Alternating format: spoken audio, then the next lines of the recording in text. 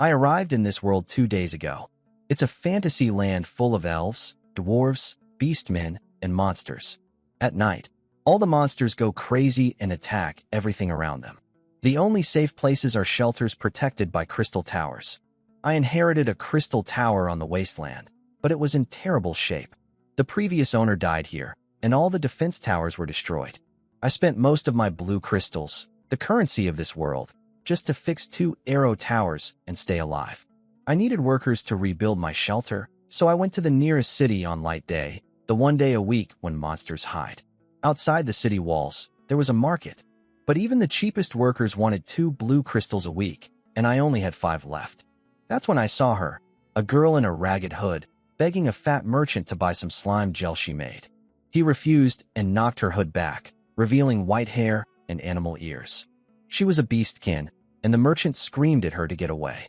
I have a special ability. I can see people's stats. When I looked at her, I couldn't believe it. Her name was Aisha. She had an epic-level talent called quick thinking and skills in both materials science and architecture. Most people don't even have a single talent. I certainly don't. My only skills are architecture and civil engineering, earned from over 10 years of construction work back in my old world. Her status said she hadn't eaten in 4 days. And at the bottom, it read, "Give her a bite to eat and she might follow you." I told her I wanted to hire her. She turned red. She misunderstood at first. I quickly explained it was a job, with food and a place to stay. Her eyes lit up the moment she heard. Food and housing included. The merchant warned me she was dangerous. Beastkin carry something called dark erosion. It can make them lose control, like the monsters. Every city bans them. No shelter wants to hire someone who might turn on you. But I wasn't worried. I have a golden book called the Wonder Construction Guide. One of the wonders I can build is a holy spring that clears all abnormal conditions. If I build it, I can cure her dark erosion whenever it acts up. I also need her for another wonder, the statue of the god of architecture, which cuts all building time by 25%. That one requires 2 workers, and right now I have 0. I offered her 1 blue crystal a week. Then, when she eagerly agreed, I quietly changed it to 1 crystal a month in the contract. She was so happy about getting food and shelter that she didn't even notice. She signed the 5-year contract with trembling hands. And just like that, her loyalty jumped from 0 to 68. Her status still showed hunger, cold, and wandering. But now it also said, "Is this real? Is there really a place where you get food and a bed and don't have to pay for it?" I looked at her and smiled. Time to go shopping for supplies and head back to the shelter. Aisha's loyalty jumped to 62 right after signing the contract. That was higher than I expected. I spent 2 blue crystals on 2 weeks of food, and we headed back to my shelter together. Aisha surprised me. She carried 2 bags of wheat by herself. The girl was strong. On the way back, we ran into Luke Griffin, a neighbor who lives about 4 or 5 kilometers away. His shelter is level 3 with 5 towers and farmland. He was the one who woke me up after the beast wave and left me food. Good kid. When we arrived, Aisha stared at my shelter like it was a castle. It wasn't. Just a crystal tower in the center, 3 arrow towers on different sides, and 1 old wooden house with 4 rooms. I gave her the left room and told her to rest up, because we had work to do. I opened the Wonder Construction Guide and selected the Holy Spring. I needed to wash away her dark erosion before nightfall. If she went berserk tonight, I wouldn't stand a chance against someone that strong. The total work time was 12 hours, but with 2 people, we could finish in 6. It was about 1 in the afternoon, so we'd be done by 7, 1 hour before the monsters start attacking. When I activated the blueprint, Aisha yelped. She said something entered her brain. The guide sends building knowledge directly into the worker's mind. I got the same knowledge, but honestly, looking at the blueprint, I was disappointed. The finished product was supposed to be a tiny pool about 1 meter across. That's a wonder? I told Aisha the knowledge was a gift from me and not to ask questions. She was too scared of losing her job to argue. She had just eaten 2 bread rolls on the way here, her first food in 4 days, and she wasn't about to ruin this. We dug, hauled stones, and carved details for hours. By 7 o'clock, I was gasping for air, barely able to stand. I placed the last stone in position. Then everything changed. Golden light covered the entire pit. The small 2-meter hole expanded right before our eyes, growing into a pool bigger than the wooden house. The rough stones turned clear and beautiful like amber. Water bubbled up from the dry ground, glowing with a holy light. It looked like a sacred bathhouse behind our shabby cabin. I stood there with my mouth open. This came from that little dirt hole we spent all afternoon digging? I crouched down and drank some of the water. All the soreness from working disappeared instantly. My energy came rushing back. I told Aisha to drink too. Night was coming. She knelt down and took a sip. Black smoke burst out of her back and vanished. She stood there trembling, tears running down her dirty face. She said the weight she had carried her whole life was gone. The curse that made every beastkin hated and feared. The reason she spent countless nights locked in an iron cage. I checked her stats and nearly choked. Her loyalty shot up to 92. But that wasn't the biggest surprise. Her talent had changed. It used to be epic level, quick thinking. Now it read legendary level, scientific genius. The Holy Spring didn't just cure her curse, it unlocked her true potential. Legendary is the highest tier of talent in this world. I don't even have the lowest tier. My panel is practically blank. I started thinking.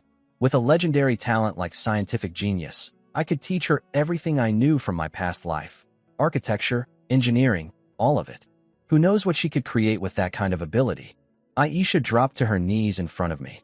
She said she would be my most loyal follower from now on. She only asked one thing. Please don't fire her. Night came and the monsters poured out. Slimes, magic wolves, goblins. They crawled out of caves and underground cities like there was no end to them. My 3 arrow towers fired blue bolts, picking off every creature that got close. The dead monsters didn't leave bodies. They turned to dust, and the wasteland swallowed them up. I was still worried. I learned at the city that the beast wave 2 nights ago was caused by some kind of magic disturbance.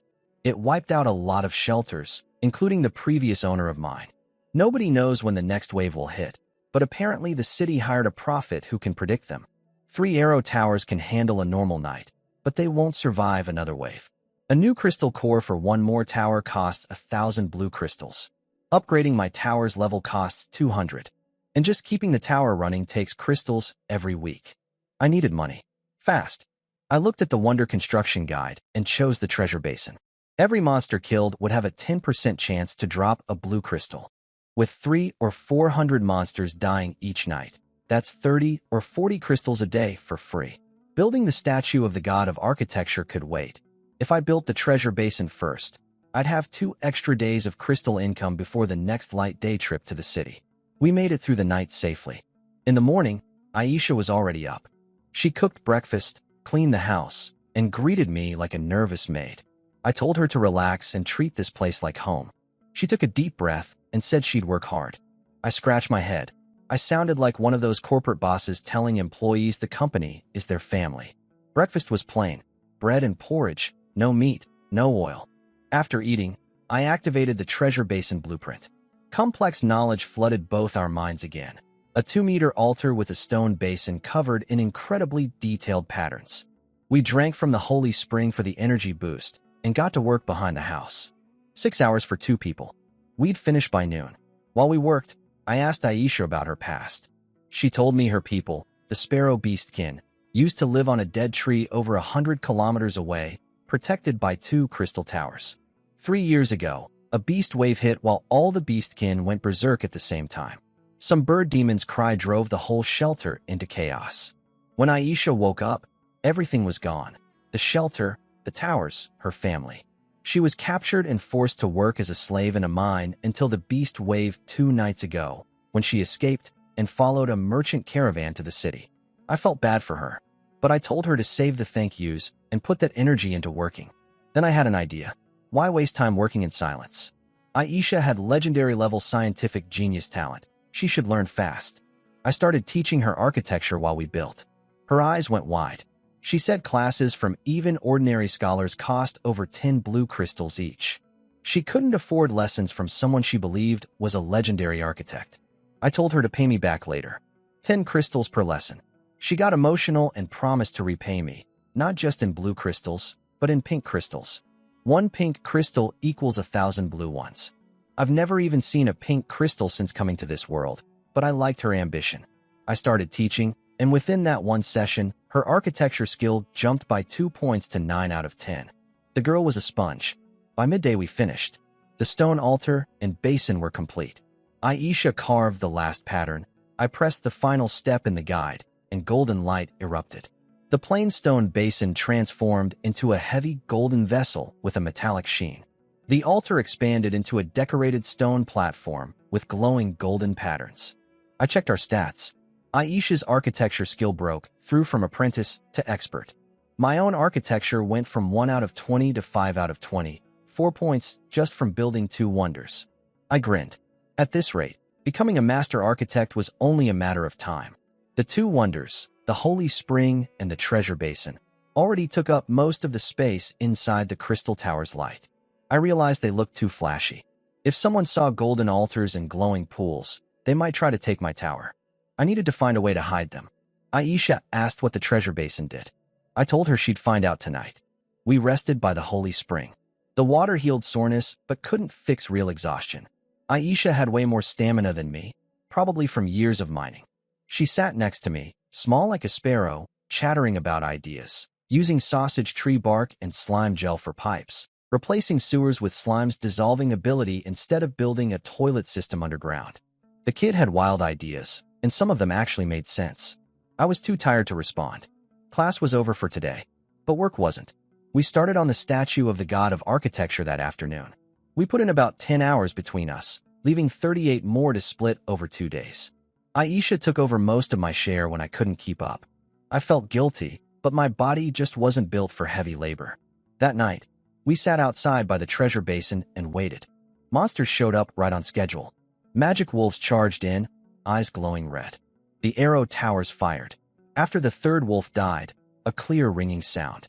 A tiny blue crystal, the size of a bean, appeared inside the golden basin. Aisha's eyes went huge. I couldn't help laughing. I told her the treasure basin collects crystals from dead monsters. She jumped up on her toes, so excited she could barely stand still. I held up my hand, and she slapped it without thinking, then got embarrassed and looked away.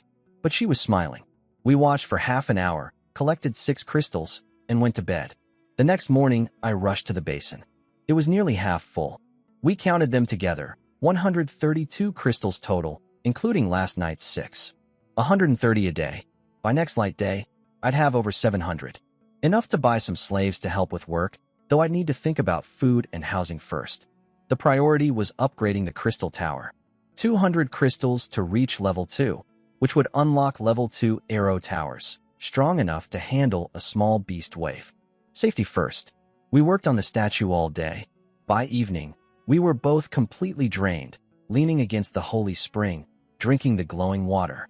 That strange feeling again, totally exhausted but somehow comfortable. The statue stood 3 meters tall behind us.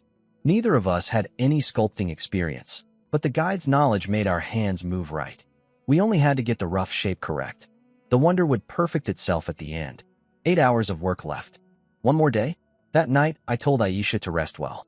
She took some spring water, washed her face, and went to her room. Next morning, we counted the basin again. 144 crystals, even more than yesterday. I took 200 and fed them into the crystal tower. The pale blue light grew stronger and thicker, like ocean waves rippling through the air. The dry wasteland around us suddenly felt moist. Aisha noticed it too. With her hood off, I could see the feathery tips of her hair twitch as she sensed the humidity change. The tower's protective radius expanded from 30 meters to almost 50, about half a football field. Plenty of room for more wonders. Upgrading one arrow tower to level 2 cost 50 crystals. I upgraded one for now and kept the rest in reserve. If something unexpected happened, I could upgrade another on the spot. I put 50 blue crystals into the crystal tower to upgrade one arrow tower. 3 options appeared: rapid fire, sniper, or scatter. Each had its own strengths. I couldn't decide right away. Then Luke rode over on his camel beast. He tossed me a bag of warm milk and noticed Aisha working nearby. He warned me that keeping a beastkin was dangerous, but I told him I had a way to stop her from going berserk. He seemed satisfied. Luke offered to deliver milk every day during his patrols for just 1 crystal a month.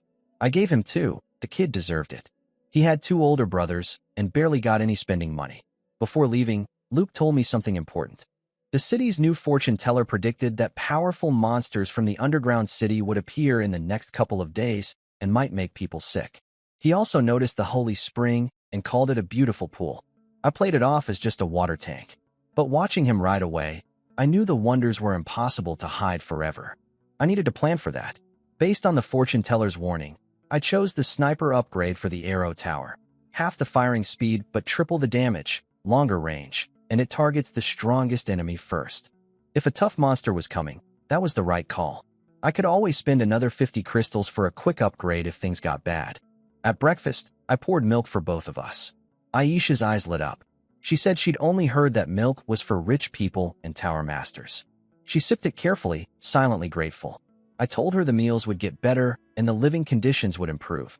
A little motivation never hurts. We finished the statue of the god of architecture by mid-morning. Golden light flashed, and a towering sculpture over 10 meters tall stood proudly in front of the cabin. Aisha was still amazed by the transformation, even after seeing it twice. My architecture skill climbed to 8 out of 20. Hers reached 3. Then I opened the Wonder Construction Guide to page 2. For new wonders. The Horn of Plenty doubles crop growth speed and adds 50% to the harvest. It needs 1 worker and must be built next to farmland. With the statue's bonus cutting build time by 25%, the work drops from 48 hours to 36. The guardian statues are 4 stone figures that take turns patrolling the shelter each night. Needs 4 workers and 144 hours.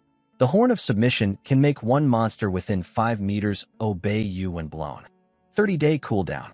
For workers, 48 hours. The statue of the hunting goddess lets each arrow tower train 1 archery master and boosts all bow and tower damage by 50% inside the shelter.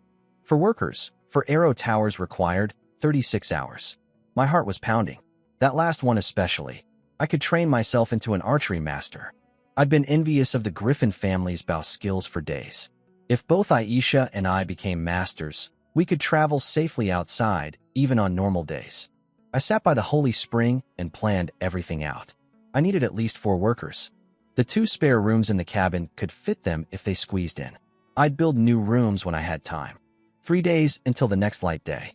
The Horn of Plenty's reduced 36 hours could be split easily, 6 hours per person per day. The rest of the time, we'd prepare farmland. I'd buy seeds and fertilizer at the city next week. For now, I grabbed some old farming tools from the shelter and started clearing land. I grew up in the countryside back in my old world. This part, at least, I knew how to do. Aisha had endless energy, especially with the Holy Spring boost. I decided to let her handle most of the physical work from now on. In a couple days I'd buy some slaves for labor anyway, and a legendary talent like hers shouldn't be wasted on hauling rocks forever. Sorry Aisha, just hang in there 2 more days. I taught her how to clear farmland and some basics about crossbreeding high-yield crops. She soaked it all up eagerly. By the end of the afternoon, we had an acre of farmland in front of the cabin. The wasteland soil was terrible, almost no nutrients, but crops inside the crystal tower's range mature in 1 or 2 weeks. If I planted beans first, I could build up the soil quality fast. The Horn of Plenty icon in my guide lit up now that we had farmland. I activated it, and the building knowledge flowed into both our heads. Another sculpture. Aisha grabbed her hammer, then stopped. She could feel it. She was faster now. The God of Architecture statue's 25% speed bonus was working. I told her there was no rush. Just finish before the next light day. While she worked on the wonder, I went and built something I desperately needed, a bath. I hadn't washed in days. I made a small pool near the holy spring, ran water from the spring into it, and connected the drain to a water tank by the farmland so nothing was wasted. I put up some stone slabs for privacy. I soaked for half an hour, and it felt like my soul was being cleansed. I officially declared the holy spring the greatest wonder ever built. After I finished, I told Aisha to take a bath too. She turned red. She didn't even know what soaking in a bath meant. As a kid, she just wiped herself with cloth at a riverbank. In the mines, she never got to wash at all. I explained the concept. Get in the water, clean yourself, and she hurried off. Later she came back and kept glancing at me nervously. I found out why much later. She'd used the same water I bathed in because she didn't realize there was a valve to change it. Only after getting in did she notice the drainage system. The thought of sharing bathwater with me apparently made her dizzy. Then thunder rumbled in the distance. Rain was coming. Aisha's ears twitched. She warned me something dangerous was approaching. I looked out and saw it. A massive shape moving toward us. A giant troll, 5 or 6 meters tall, carrying a wooden club. On its shoulder sat a small figure. As it got closer through the rain, I could make it out clearly. The troll was even bigger than a normal one, covered in rotting wounds and leaking pus, like a walking corpse. Green fog surrounded it, and the smell was like a rotting swamp. The small figure was a goblin shaman holding a wooden staff. Aisha screamed. A plague shaman. Her mother had told her about these goblin sorcerers that use dark magic to control monster corpses. If those rotting bodies get close to a settlement, they spread disease. The shaman raised its staff and cast a spell. The goblins and wolves my arrow towers had just killed started standing back up. Dead monsters, fighting again. The pressure on my towers doubled instantly. I checked my money pouch. 36 crystals. Upgrading another arrow tower cost 50. I was 24 short. I sent Aisha to watch the treasure basin and bring me the crystals the moment we hit 24. She ran. I stood there staring at the defense line, completely helpless. I hated this feeling. I swore to myself. I had to build the statue of the hunting goddess. If I were an archery master, I could actually fight back when things went wrong instead of just watching. The arrow towers kept firing all night. The plague shaman's magic was making dead monsters stand back up, so each one took 2 or 3 shots to destroy completely. The level 2 sniper towers still killed them in one hit, but the regular towers were struggling. Rain poured down. In just half an hour, over 200 monsters had been killed, but some were getting within 10 meters of the cabin. I grabbed a farming tool and smashed a wolf that broke through. Blood and drool splattered all over me. I yelled for Aisha to hurry with the crystals. She shouted back she needed 2 more. 2 more wolves charged at me. I turned to run and passed the holy spring. A thought hit me. If the spring water cured Aisha's berserk curse, maybe it would work on crazed monsters too. I scooped up some water and threw it at the wolves. Black smoke hissed out of them, and their red eyes turned clear. It worked. The towers finished them off a second later. Aisha brought me the crystals. I ran to the tower and chose the scatter upgrade. 5 arrows per shot, less damage each, shorter range. Range didn't matter anymore. The monsters were already inside the shelter. The upgraded tower started firing and creatures dropped in waves. Then the giant troll entered the sniper tower's range. The first shot blew a hole in the troll's head. I screamed at the tower to hit the shaman, not the troll. The next shot exploded the goblin shaman into pieces. Without the shaman's magic, the dead stayed dead. The troll collapsed. Aisha and I stood at the cabin door all night, too nervous to sleep. We took turns watching. By morning it was over. I collapsed by the holy spring and drank some water to fight off the exhaustion. Then I checked the treasure basin. It was full to the brim. Aisha threw her hands up cheering. We counted every crystal, 932. The beast wave brought 8 times more monsters than a normal night. 932 crystals. That was enough to buy everything I needed at the city. I noticed we hadn't gotten sick even though we'd been right next to the plague corpses all night. The holy spring water must have protected us. Luke showed up with the morning milk delivery, coughing badly. He said the dead bodies carried plague and his whole family was infected. The city's doctors would need at least a week to make a cure. I filled his milk bag with holy spring water and told him to drink. He took 2 gulps and his eyes went wide. His cough vanished. He felt full of energy. I told him it was a special recipe of mine and to share it with his family. He rode home excited.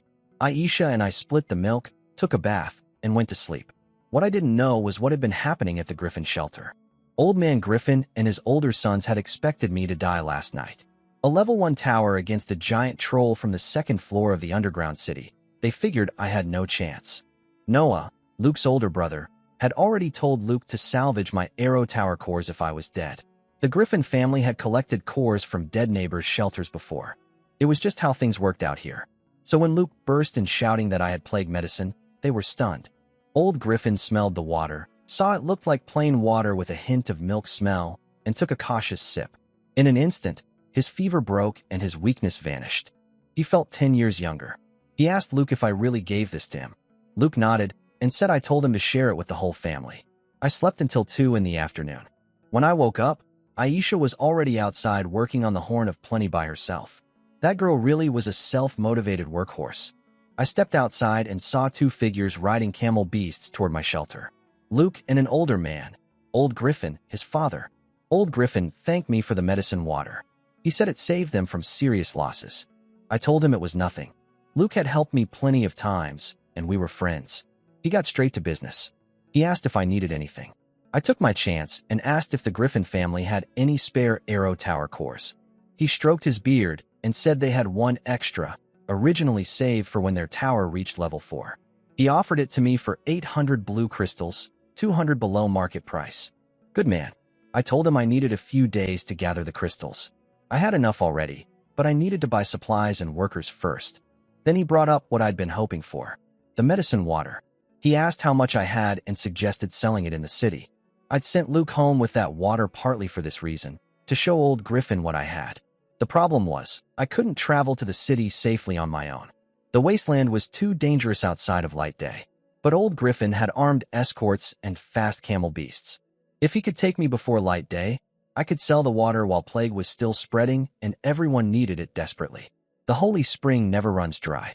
Zero cost, pure profit. Old Griffin proposed a partnership. He said if I tried selling medicine alone in the city, the pharmacist guild would crush me. But he knew shop owners who could sell it for us.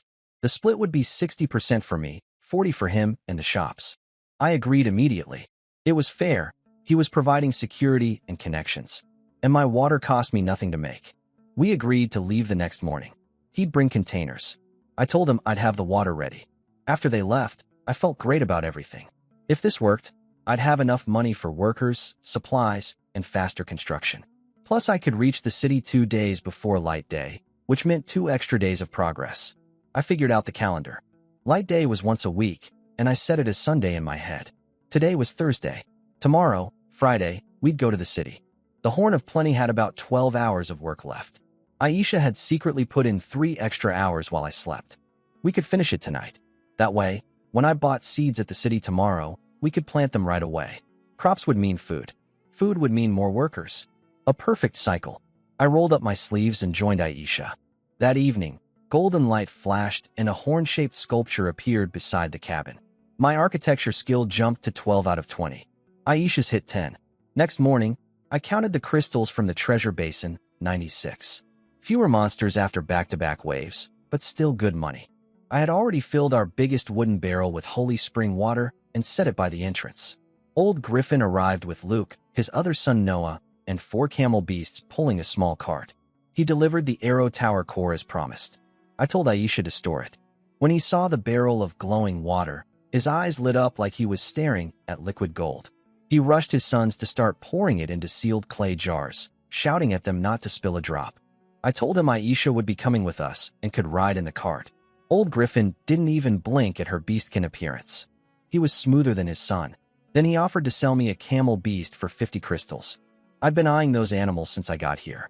They looked like a mix of a bull and a horse, with 2 big horns and incredible stamina, fast enough to outrun magic wolves and strong enough to carry 500 pounds. He called them the wasteland's finest workhorses. I looked at the massive beast and thought the word workhorse felt a little insulting to it. But I said yes without hesitation. It took about an hour to reach the city gates. We only ran into 2 packs of magic wolves on the way, and Luke and Noah scared them off with their bows. Old Griffin took charge of the medicine water and promised every crystal would be accounted for. I glanced at his stats to be sure. His status said, excited and pleased. He saw me as a quality investment target he couldn't afford to miss. His talent was a rare-level ability called business sense. He and both his sons were expert-level archers. For now, the old man wasn't planning to cheat me. I headed into the city with Aisha. Beastkin weren't allowed to stay in the city overnight, but even during the day, people stared. The chatty little sparrow who never stopped talking at home went completely silent the moment we entered. I had over 1,000 blue crystals now, much more confidence than my first visit. The commercial street was packed. 2 beast waves had driven tower masters from all around to trade supplies and share information. I overheard people talking about the fortune teller's latest prediction. The back-to-back waves were caused by seals breaking in the underground city. Monsters from the 3rd floor and deeper were pushing the upper floor creatures to the surface. Things would calm down for a couple weeks, but after that, much stronger monsters would start roaming at night. Weaker shelters were being told to surrender their towers to the city or merge with stronger ones. I needed to strengthen my defenses. Fast. First stop, a clothing shop. I bought myself a black coat, a shirt, vest, and leather boots, plus a sturdy work outfit. Then I told the shopkeeper to outfit Aisha too. She tried to refuse, but I told her it counted as a work expense. She practically glowed with happiness and followed a servant girl inside. She came back wearing a brown hunting outfit that made her look like a sharp little huntress. Then she noticed the extra item I'd bought, a black and white maid uniform with lace trim. Her eyes went wide. She refused at first. I bribed her with a dress. She caved, muttering that at least it was convenient for cleaning. I kept a straight face. She gave me a suspicious look, like she'd just discovered a strange hobby of mine. We changed clothes and finally looked like a proper tower master and his aide instead of two refugees. Next, I needed seeds. We turned a corner and found a tiny girl, barely a meter tall, screaming at a shop owner. She was cursing him out for lowballing her prices. She said her seeds came from a famous southern basin and they were high quality. I activated my ability and checked her stats. Her name was Fia Ford.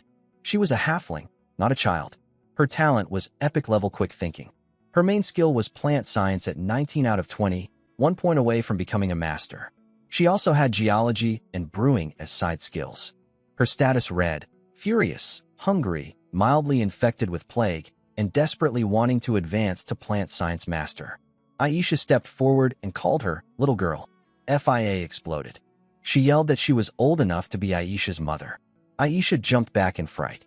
I stepped in and calmly said I was interested in her seeds. She took a breath and opened her enormous backpack. The thing was as tall as she was. Inside were neatly wrapped seed packets. Vegetables, premium wheat, all plump and fresh. I asked if she had beans.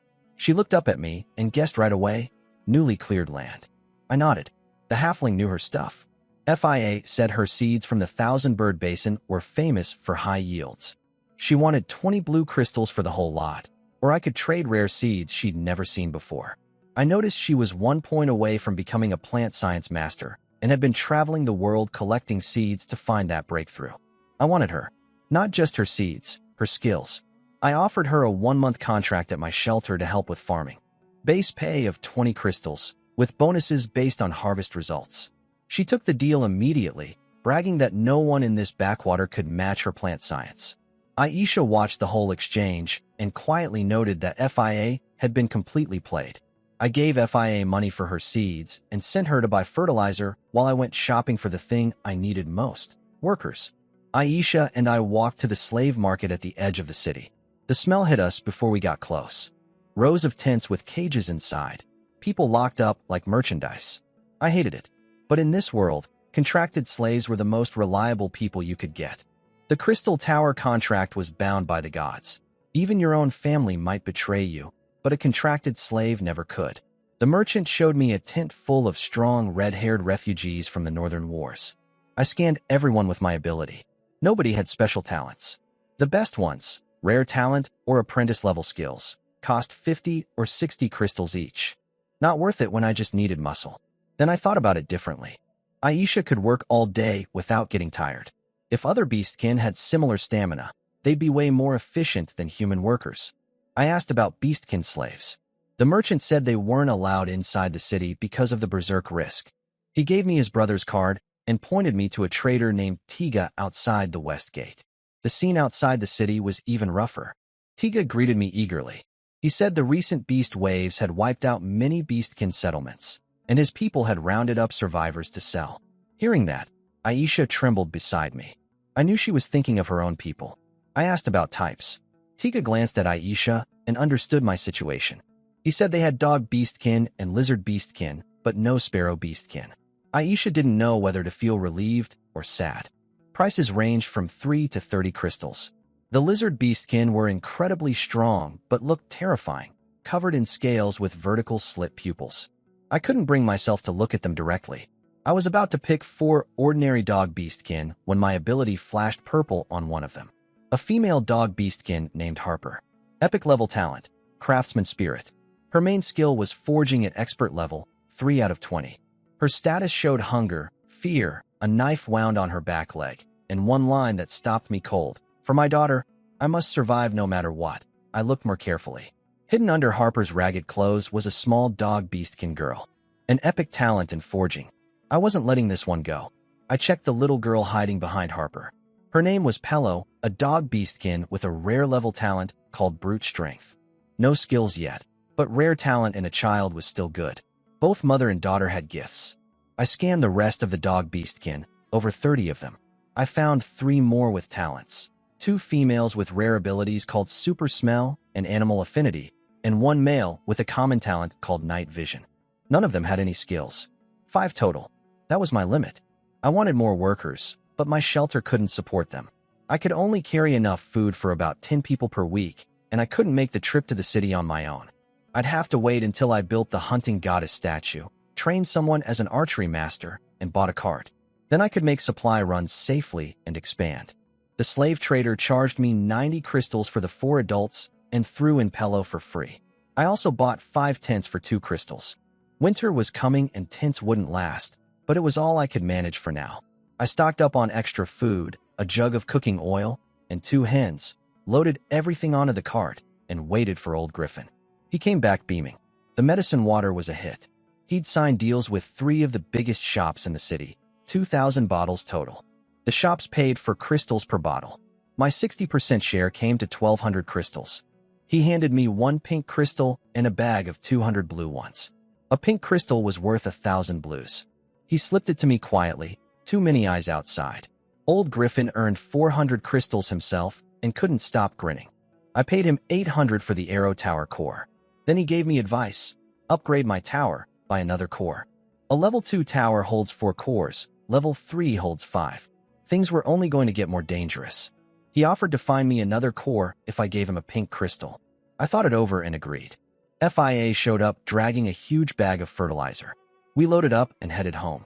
Our little group had grown into a proper caravan. Griffin's 3 archers, the slave trader's guards, a cart full of supplies, and 5 new beastkin walking behind. We reached the shelter by afternoon. Luke waved goodbye. FIA asked where her room was and marched off to inspect the farmland. I turned to my new slaves. They stood together nervously, waiting. Harper held Pello tight, watching me with guarded eyes. I could read her status. She was terrified I'd bought her daughter to hurt her. Some tower masters had that reputation. Under the slave contract, she couldn't fight back. All she could do was beg. I cleared my throat and welcomed them. I told them to call me boss. 3 meals a day, meat at lunch, tents for now until I could build proper housing. Every one of them had, hungry, in their status, so food was the fastest way to settle them down. I sent Aisha to cook a big pot of porridge with extra jerky. The 3 regular slaves were overjoyed just hearing they'd eat. Pello's stomach growled loudly. Harper stayed cautious. I walked up to her and asked her name, pretending I didn't already know. She told me she was a blacksmith. I asked what she could make. Farming tools, weapons, shields, basic armor, if she had a forge. I liked what I heard. I told her that since she had real skills, she'd be in charge of managing the other slaves. She and Pello could stay in the wooden cabin instead of a tent. Then I addressed everyone. I said any slave who showed real ability would get better treatment, and anyone who made a major contribution to the shelter could earn their freedom. I held up the contracts for emphasis. The 3 regular slaves stared blankly. Years of slavery had carved obedience so deep into them that my words sounded like a strange game their master was playing. But Harper understood. Her eyes locked onto mine. I could see the words running through her mind. Freedom. Pello could be free someday. Aisha served everyone holy spring water before dinner. She told them it was a blessing from their master that would free them from the curse of darkness. No more going berserk at night. Harper didn't believe it at first, but she drank it anyway. Black smoke burst out of her body and vanished. The shadow that had hung over her since birth was gone. Her mind felt clearer than ever. Even the knife wound on her leg started healing. She cried and immediately made little Pello drink too. The girl gulped it down and smiled. One by one, the other slaves drank and fell to their knees before me. I told everyone to eat up and not to overthink it. When I checked the stats, I got a surprise. Pello's talent had upgraded from rare level brute strength to epic level giant's power. The same thing that happened to Aisha. But the other 3 slaves didn't change at all. I couldn't figure out the pattern yet. Maybe it was connected to the dark erosion being removed. Either way, good news. Harper's loyalty jumped to 72. Her forging skill was now at 18 out of 20, close to master level. Pello's loyalty hit 60. I told Harper to set up tents near the tower and get everyone washed up at the spring. Then I went inside. FIA came out of her room covered in dust, complaining the cabin was falling apart. I told her to save her opinions and go eat. She yelled something about respecting elders. I reminded her I was the boss and could dock her pay. She shut up fast and stomped off. That night, I stayed awake. The news about the underground city had been bothering me all day. The new slaves pulled their weight immediately. The two I'd picked for their super smell and night vision talents made good scouts, watching the perimeter from their tents. Monsters came as usual: wolves, slimes, goblins, bats, scorpion beasts. The 4 arrow towers handled them.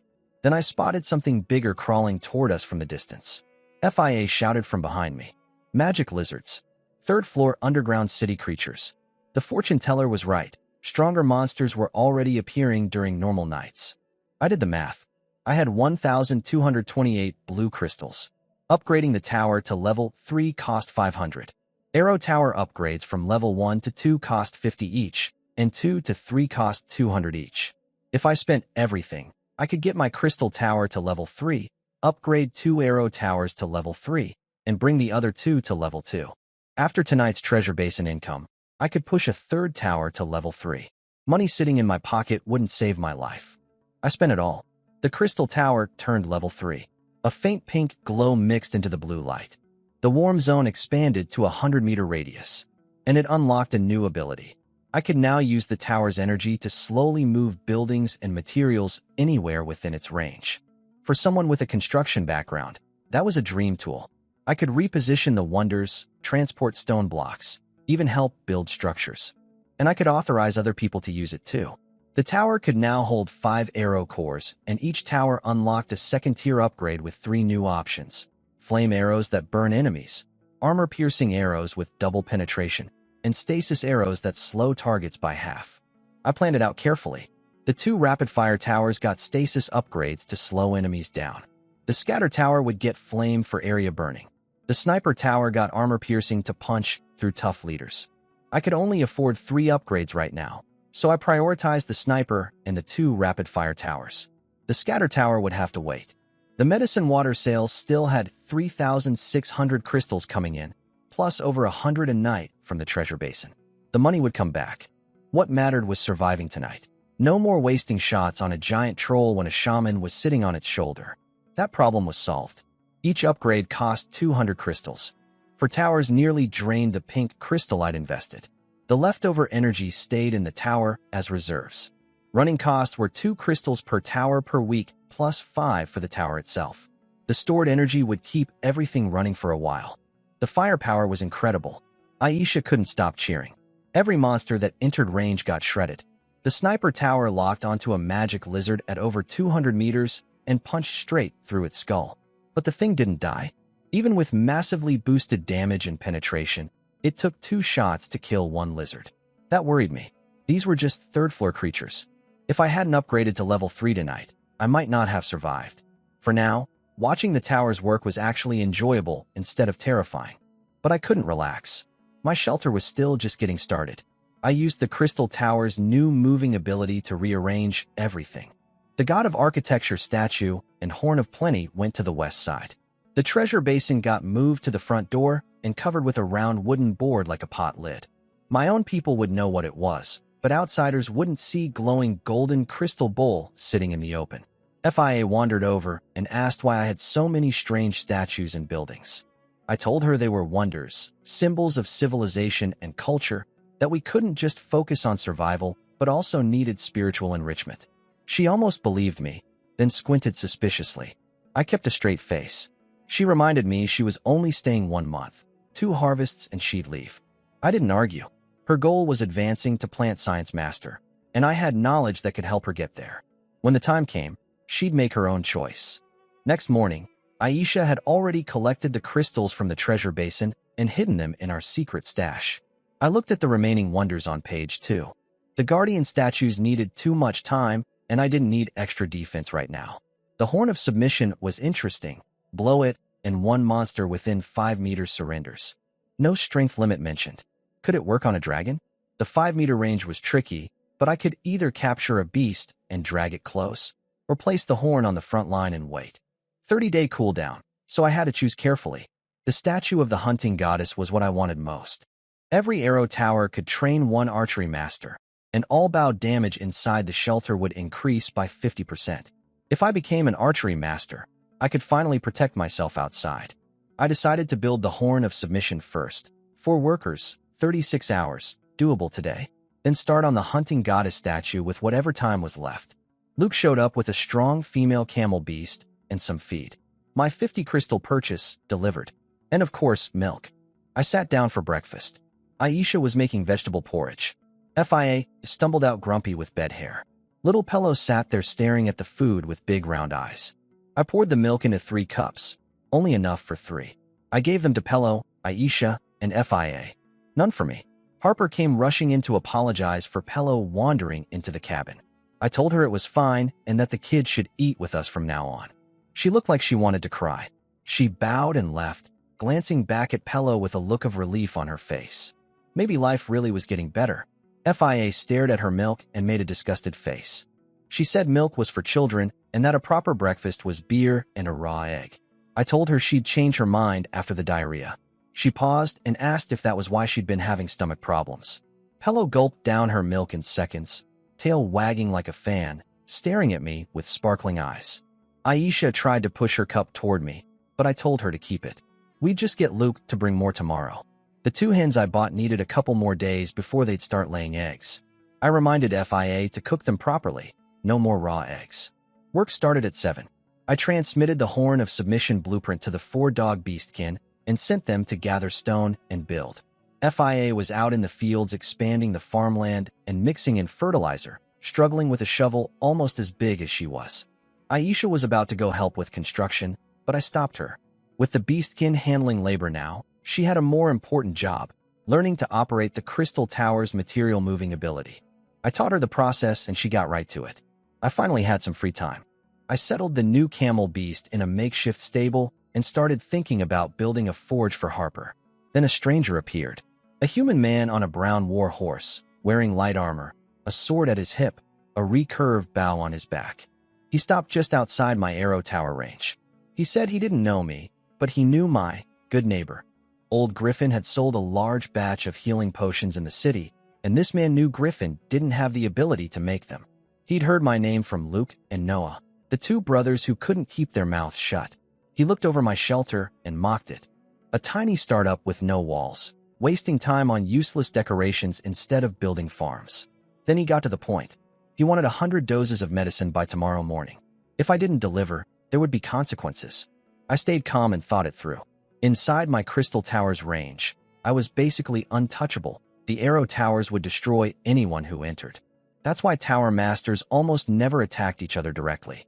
But this man could ambush me whenever I left the shelter. Plenty of people did that kind of thing out here. He'd come to threaten me instead of old Griffin, which meant he was still wary of a bowmaster. Once I finished the hunting goddess statue, my shelter would have 3 archery masters.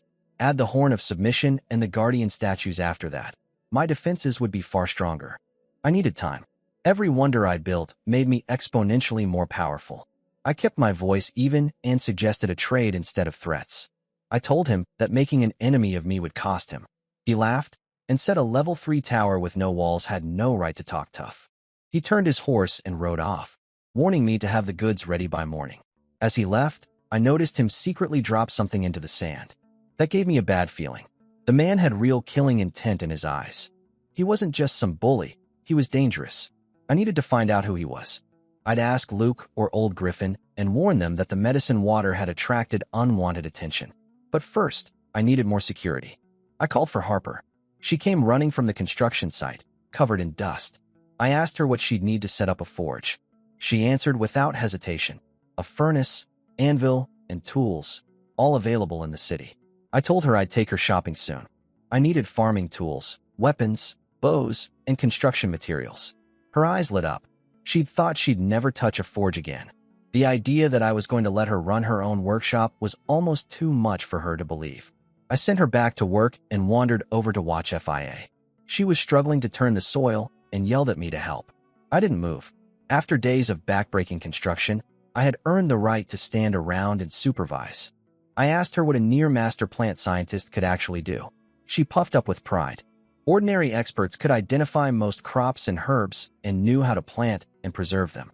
But someone at her level could sense a plant's life force and selectively breed the best specimens across generations. FIA boasted that her crops yielded at least 20% more than normal. But when I dug deeper, I realized she was working purely on instinct and experience, no theory behind it. She could sense which plants were stronger, but she had no idea why. I asked her if she'd ever noticed patterns when crossbreeding plants. She said, of course, hybridization experiments were a basic requirement for becoming a master. She had detailed records in her notebook. I told her to bring it over. I was going to teach her something called the hypothetical deductive method. She scoffed at the idea of me teaching a plant science expert. Then Aisha came running over the moment she heard the word lesson and scolded FIA for disrespecting a legendary architect. Using FIA's own experimental data, I walked them through basic statistics and Mendel's principles of inheritance. Aisha understood it in one pass. She grasped the theory, extended it, and started making connections on her own. FIA's brain overloaded. She sat there scratching her head while I finished and got up to take a break. She panicked. She could feel she was on the edge of a breakthrough. The insight she needed to become a plant science master was right there, just out of reach. She chased after Aisha, trying to bribe her with promises of honey fruit wine and brewing recipes. Aisha politely deflected everything, saying the knowledge belonged to the boss and she couldn't share without permission. FIA finally came begging to me directly. Her loyalty had climbed to 76. I told Aisha to go ahead and teach her. FIA dropped to the ground grinning like a fool and promised to brew me beer when she figured out how. Her loyalty jumped to 82. Above 80 meant I didn't have to worry about betrayal anymore. Though keeping her at the shelter long-term would still take more effort. I went inside and started drawing blueprints. As a former architect, planning a layout was easy. I designed a 2-story stone castle, ground floor with a reception hall, dining room, kitchen, servant quarters, and washroom. Second floor with over 10 bedrooms and a balcony circling the whole building for a full view of the shelter. The outer walls would be half a meter thick. I planned pipes to bring Holy Spring water inside for daily use, a drainage system, and even flush toilets. Outside the castle, I mapped out positions for a blacksmith shop, stable, expanded farmland, and future wonder locations. The statue-type wonders would go on the perimeter. They were nearly indestructible once built and could serve as barriers against attacks. At noon, Harper brought the beastkin workers back. Aisha had cooked vegetable porridge with generous chunks of dried meat for everyone. The slaves finally believed yesterday's promise was real. Their faces lit up with gratitude. The porridge was made with Holy Spring water, so it restored energy too. After eating, they went straight back to work without needing rest. FIA stumbled out still processing everything Aisha had taught her. She asked where I was. Aisha said I was in the kitchen making something special. I stir-fried meat and vegetables with animal fat and spices. Nothing fancy, but after days of plain bread and porridge, it tasted incredible. I set the plate on the table. Pello's nose twitched nonstop, and her tail was going wild. FIA shoved a piece of meat in her mouth and declared it as good as a big city tavern. If only we had alcohol. Aisha waited for me to sit down before eating. I pulled out chopsticks I carved myself and dug in. Lunch was a hit. Aisha and Pello couldn't stop eating. Pello looked about 6 or 7 years old, but put away 2 bowls of soup and kept going. Her status still didn't show full. It just kept complaining about wanting beer. In the afternoon, I showed Aisha my castle blueprint. She stared at it with glowing eyes and said it was 100 times prettier than any noble's house in the city. I asked how long a professional team would take to build it.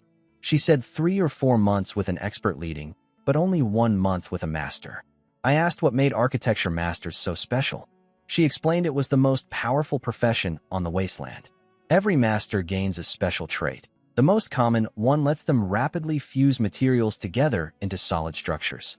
Combined with a crystal tower, the speed doubles. The strongest masters could raise a fortress from flat ground in an instant. Then she paused, confused. Why was a legendary architect asking her these basic questions? She decided I must be testing her. I handed her the blueprint and told her to build it when she became an architecture master. This would be our home. She held the papers like they were sacred treasures. Her eyes got misty when I said, our home. I wasn't being sentimental. I just didn't want to do the work myself. Her skill progress was close to mine anyway. Once she hit master, I could relax. I told her to keep participating in wonder construction, but as a supervisor, not a laborer. watching from the side and directing the workers. Just like a foreman, my old job before I came to this world. I took a nap in my chair. By late afternoon, the 4 beastkin finished the Horn of Submission after 8+ hours of work. I activated the guide, and the human-sized horn expanded in a flash of golden light. I placed it at the edge of the shelter, right on the front line. Tonight I'd test it, ideally on something powerful.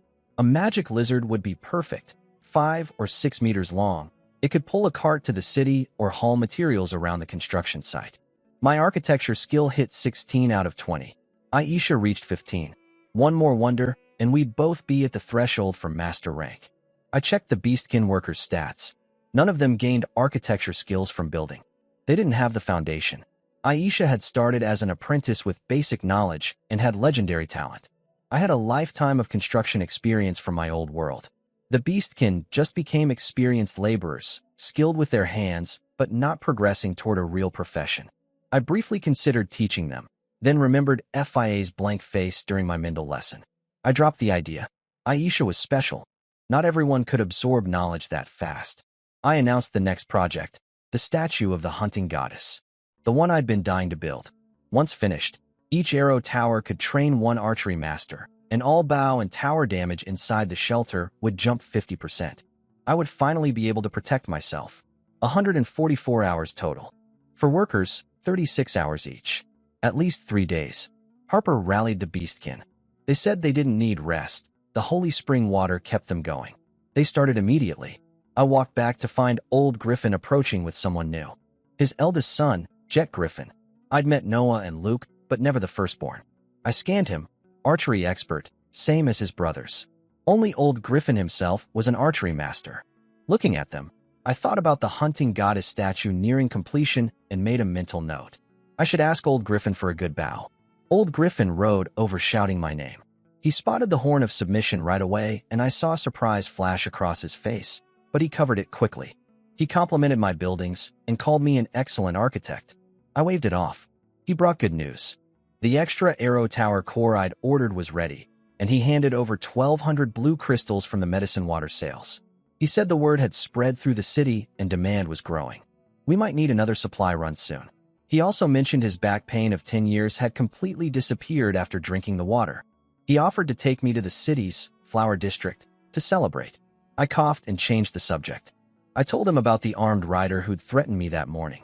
Old Griffin's face darkened. He apologized. His sons must have mentioned my name and someone overheard. His eldest son Jed explained the situation.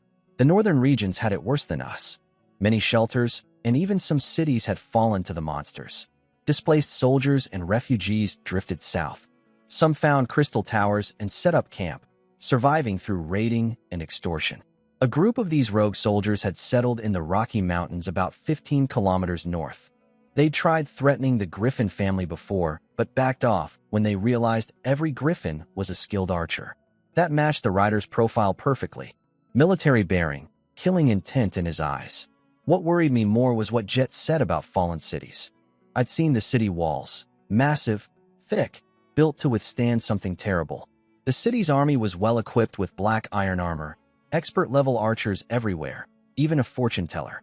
If forces like that couldn't survive the monsters and ended up as bandits, the threat from underground was far worse than I'd imagined. Old Griffin warned me to be careful. I nodded and asked if they had any spare bows. Jet laughed and said archery took years of training. A beginner's arrows couldn't even scratch a goblin, let alone pierce a magic lizard's scales. Old Griffin was kinder about it. He said wanting self-defense was smart, but good bows required rare materials they didn't have. He could give me an ordinary bow, about 80 pounds. I could tell he also doubted I could even draw it properly. I didn't argue. I couldn't explain the hunting goddess statue yet. He said it was a gift between friends and would have Luke deliver it. I asked what special ability a master archer gets. Old Griffin laughed proudly. Every master gains a unique power. His was called Lightning Bow. His arrows carried electricity that could paralyze a whole group of enemies in one shot. After they left, I looked at my skinny arms and thought about the problem. An 80-pound bow could barely hurt a magic wolf. But even when I became an archery master through the statue, I'd still need actual muscle to draw a strong bow. Looking at Griffin's arms, thicker than my legs, and the calluses on his fingers, I realized I probably needed to start working out instead of lounging in my chair all day. That evening, everyone gathered by the Crystal Tower. I announced my plan to tame a monster tonight using the Horn of Submission. Fia scoffed. She asked if I thought monsters would become loyal just like the beastkin after drinking holy water. Aisha and Harper glared at her until she shrank back. I patted the horn and explained. One blast within 5 meters would make a monster submit. Only one, so I had to choose carefully. Aisha figured it out immediately. She'd already noticed the pattern. Every wonder had a powerful effect. The holy spring healed. The treasure basin made money. The god of architecture sped up building. The horn of plenty boosted crops.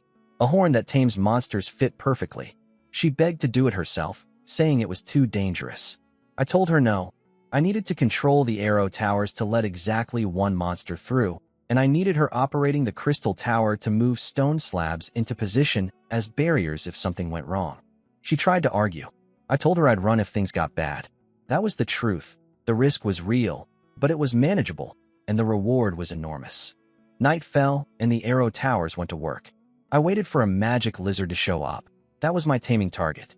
The dog beastkin with night vision watched the horizon for me. A magic lizard finally appeared.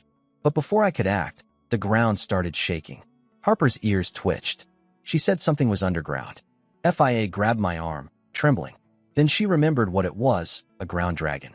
A Tier 3 monster that normally lives deep underground near mineral veins. It should never appear near a surface shelter. Fia said Tier 3 beasts could smash through city walls. A full squad of knights couldn't take one down. Everyone was terrified. Aisha stepped forward and grabbed my arm. I told them not to worry. I was nervous too, but mostly excited. I had the Horn of Submission right next to me.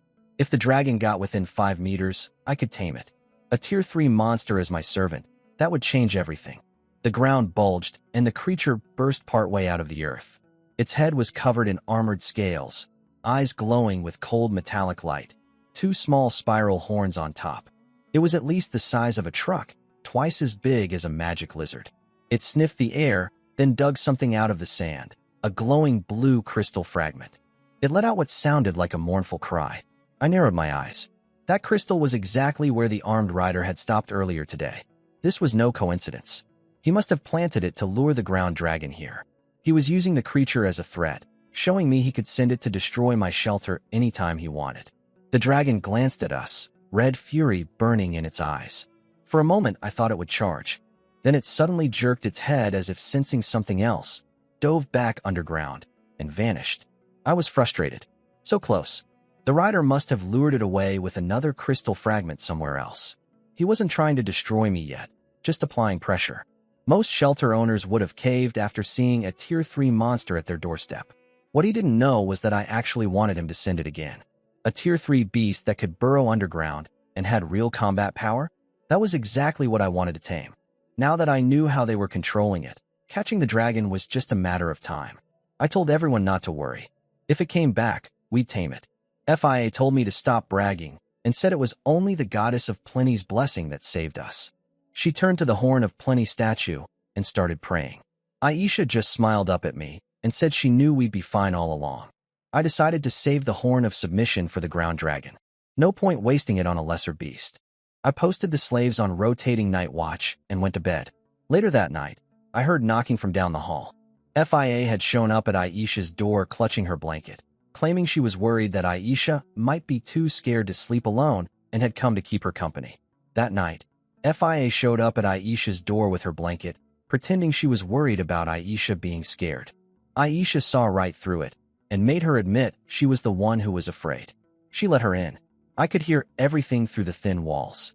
Another reason to build that new castle soon. I stayed up planning. I sketched city wall designs based on medieval fortifications, simple and strong. And I made a plan for tomorrow. The rider would come back expecting me to surrender after seeing the ground dragon. Instead, I was going to make him angry enough to send it again. Morning came.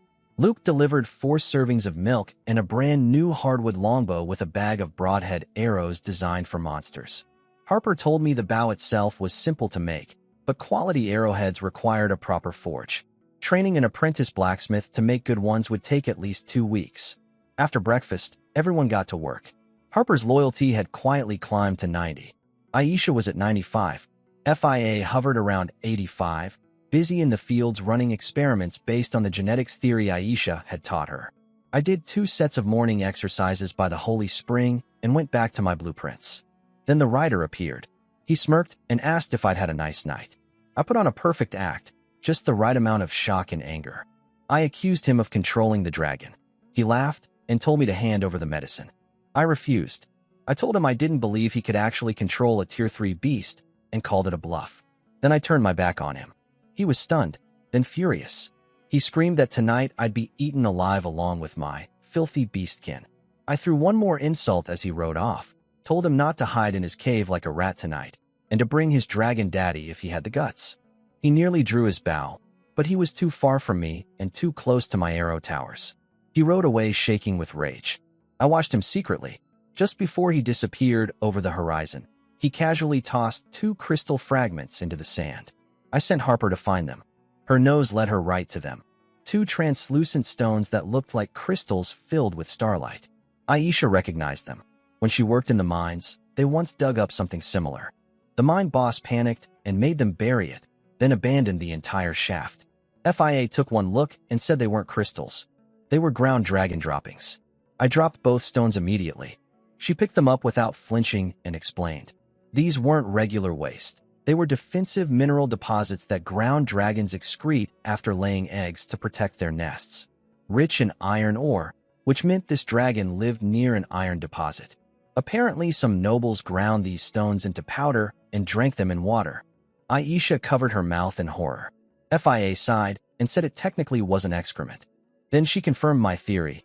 The riders group must have raided the dragon's nest, possibly stolen its eggs.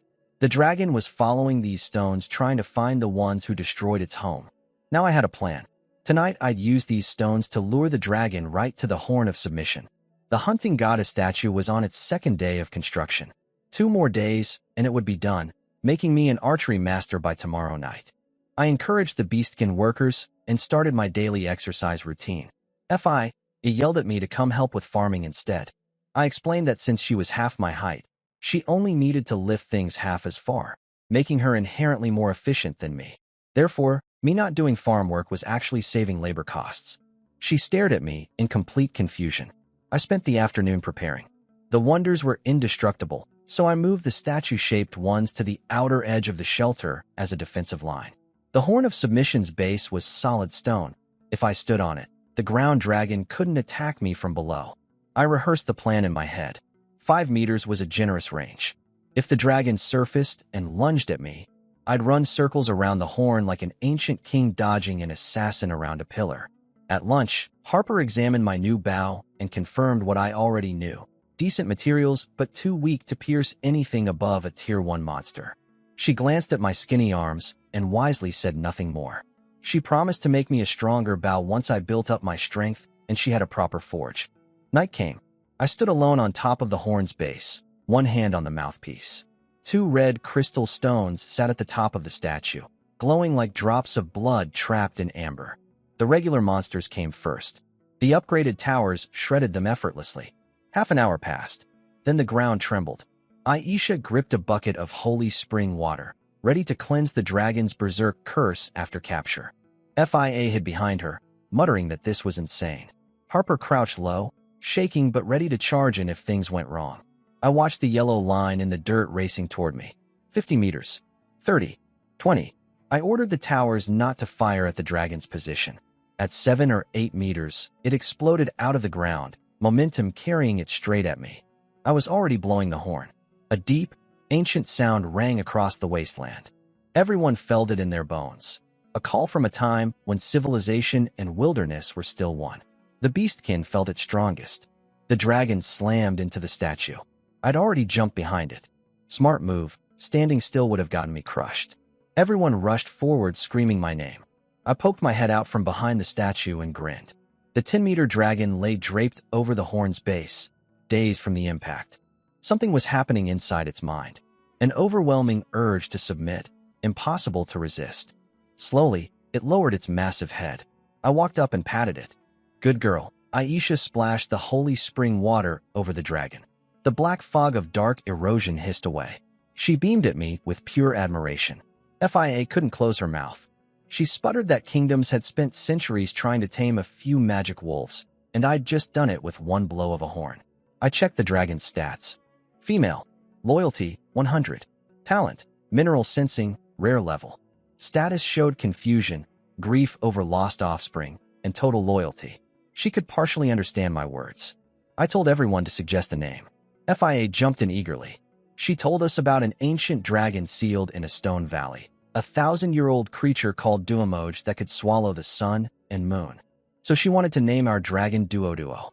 The vote was 6-1 against her. We named her Moj. I circled Moj twice, more pleased with every step. 10 meters long, armored in scales, capable of burrowing underground at high speed. A Tier 3 monster, now mine. FIA pointed out that ground dragons live near mineral veins and need, or to eat. That meant there was an iron deposit nearby, probably the same one where the rogue soldiers had found Moj's nest and stolen her eggs, using the eggshell crystals to weaponize her against neighboring shelters. Harper's eyes lit up. If we could secure that iron mine, she could forge all the tools, weapons, and armor we'd ever need. I looked at Moj like she was the most precious thing in the world. I told her to rest underground for now. Tomorrow we'd strike back at the people who destroyed her nest. Maybe even get revenge for her lost eggs. Her status still showed grief for lost children. She nodded slightly, understanding enough of what I said. Then her enormous body slid backward and disappeared into the earth. The beastkin worked through the night without complaint. No other threats appeared. The ground dragon must have been the enemy's only card.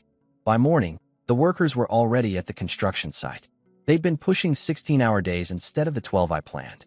The hunting goddess statue was nearly done. They'd finish before noon instead of tomorrow. I told them I'd add meat to lunch. Harper said they were grateful enough already. The food, the rest breaks, the holy spring water.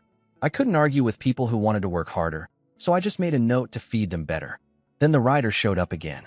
This time he brought 2 others on war horses. When they saw my shelter still standing, all 3 froze. The leader was called Lucas.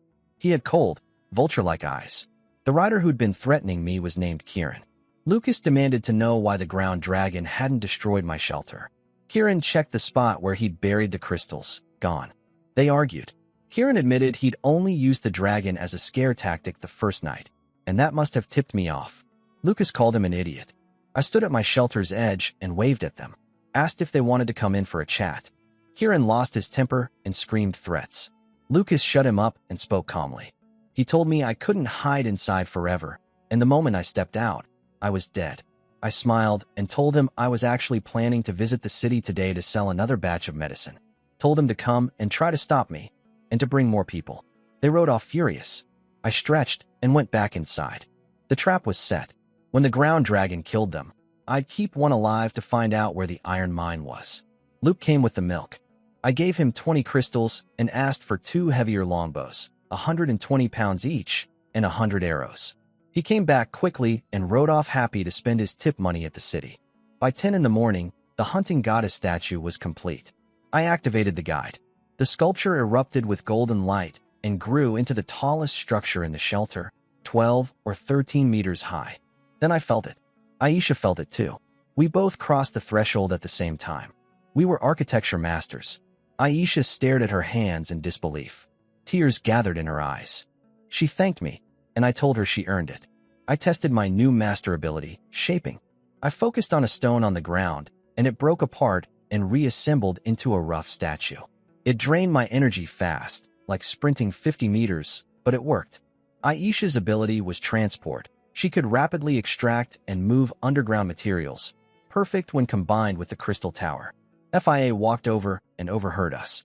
When she realized Aisha had become an architecture master, the hardest profession to master, she completely broke down. She'd traveled half the continent and cataloged over 5,000 plants and still hadn't reached plant science master.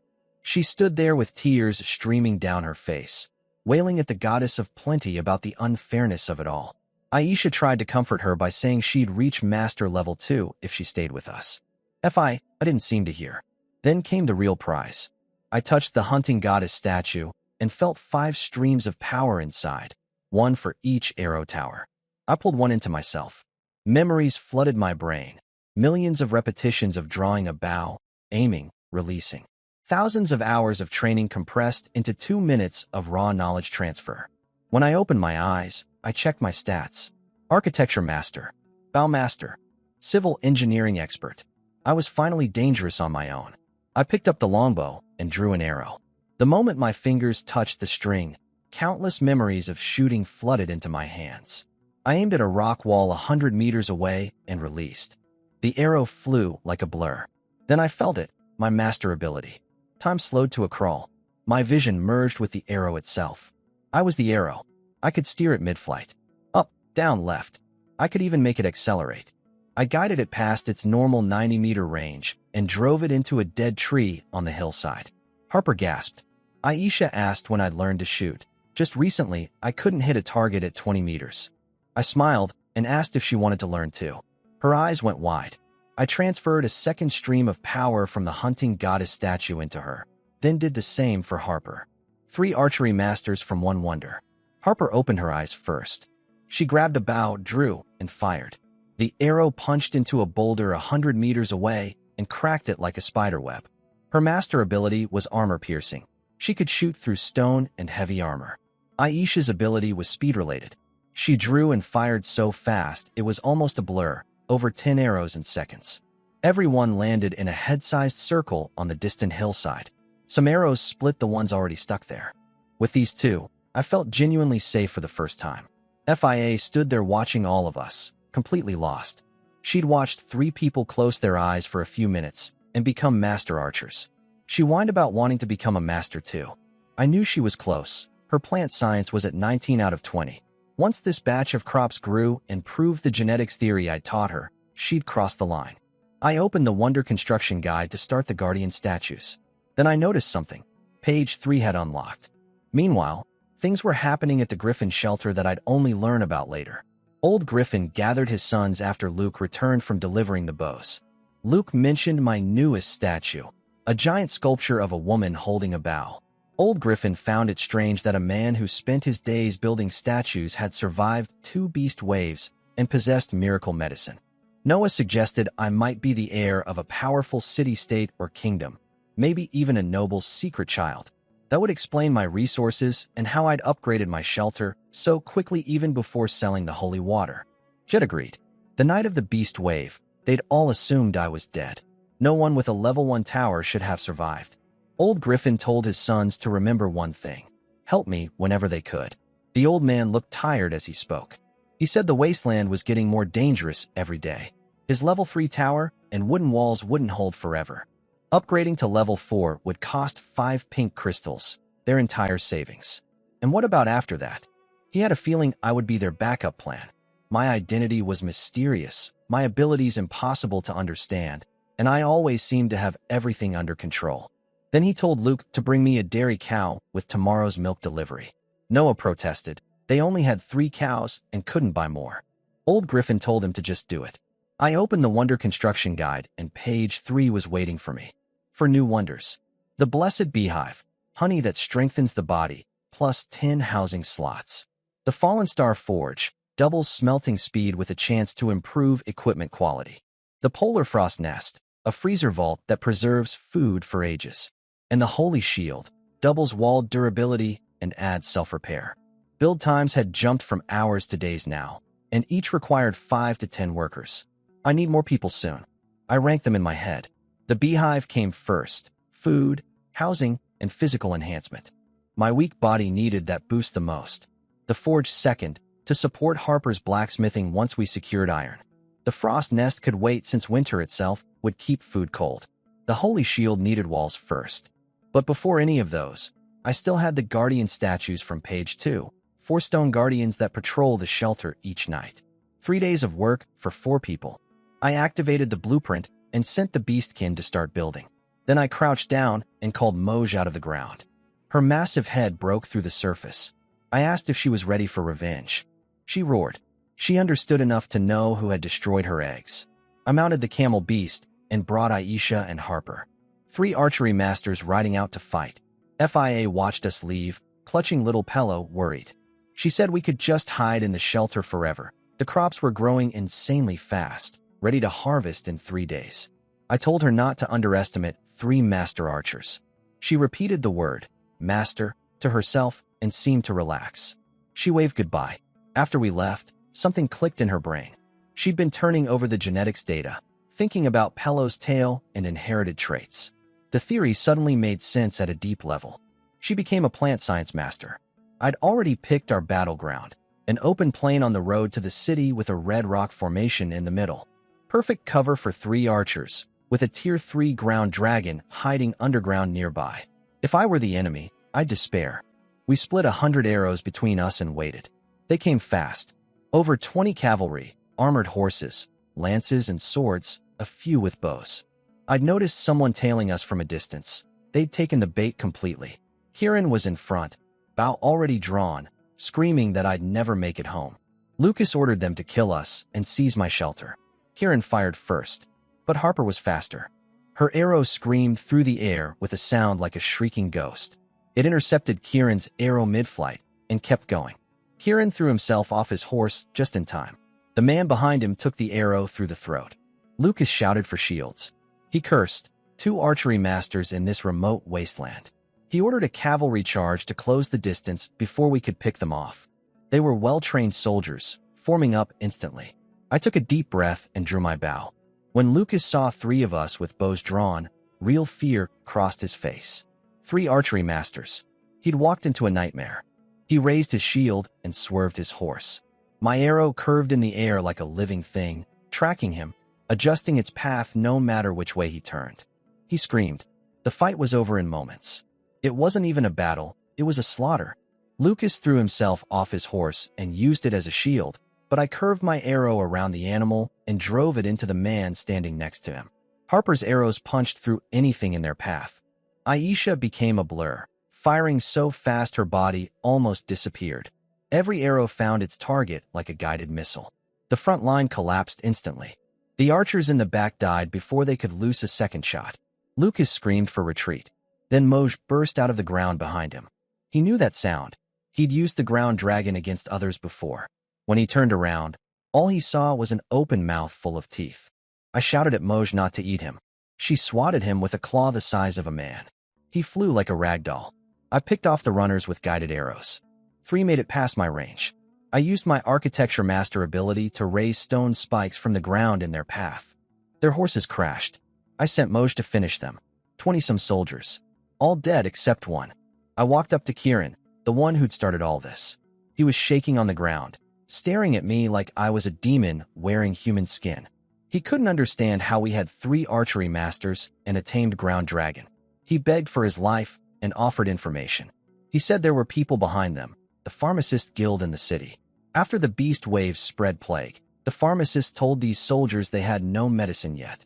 But when my holy water appeared on the market, the pharmacist hired them to threaten me, steal my product, and even kill everyone in my shelter. They wanted their monopoly back. Old Griffin had warned me about the pharmacists. We'd sold through shops specifically to avoid their attention. It wasn't enough. Aisha was furious. She hissed like an angry bird and swore we'd make them pay. I patted her head and told her I had plenty of ways to deal with them. Kieran confirmed that only he and Lucas knew about my connection to the medicine. The rest of the soldiers were all here, and they were all dead now. Good. No information leak. Then I asked about the iron mine. Kieran spilled everything. They'd found a hidden crystal tower inside a red rock mountain to the north, with a massive mining pit dug by the ground dragon. Below it was a large iron deposit. Lucas had destroyed the dragon's nest and stolen her eggs, using the eggshell crystals to terrorize neighboring shelters. Harper rounded up 8 warhorses and collected all the dropped weapons. She brought me a magnificent red stallion, tall, strong, blood-colored mane like a lion's. Kieran immediately started flattering me, saying the horse had belonged to their former knight commander and was destined for a great leader like me. I rolled my eyes. The kid had a real talent for bootlicking. Harper tied him up and threw him on the camel beast. When he complained, she whipped him once and he went quiet. We didn't bother going home first. We rode straight north with the captured horses. Half an hour later, we reached a cluster of rocky hills, the soldiers' hideout. Kieran pointed inside. It was well hidden. Without knowing exactly where to look, nobody would find this place. We moved carefully into the rocky hills with bows drawn. Harper took point, scanning everything. Kieran said almost everyone had gone out to attack us. Harper whipped him when he tried to downplay it, and Aisha confirmed she could hear people inside. He quickly admitted they were captured miners forced to work the iron deposit. The hideout was impressive. Natural rock walls on all sides, with only a few narrow passages that arrow towers could easily block. Nearly impossible to find from outside. Harper called it an excellent settlement. I'd already made up my mind. This place was mine. The Fallen Star Forge from page 3 needed to be built near mine. This was perfect. Most shelter owners wouldn't bother claiming a second crystal tower. Double the costs, double the maintenance, and you'd need people to guard it. Usually they'd just grab the arrow cores and sell the tower back to the city. But I wasn't most people. With the treasure basin and holy water income, crystals weren't my problem. Speed of development was. A second tower sitting on top of an iron mine would accelerate everything. A boy appeared between the rocks. Aisha put an arrow an inch from his eye before he could blink. He dropped to the ground begging. He was a slave. His contract had just dissolved, which meant his masters were dead. He'd come out to check. I told him to take me to the others. He obeyed instantly, forgetting he was technically free now.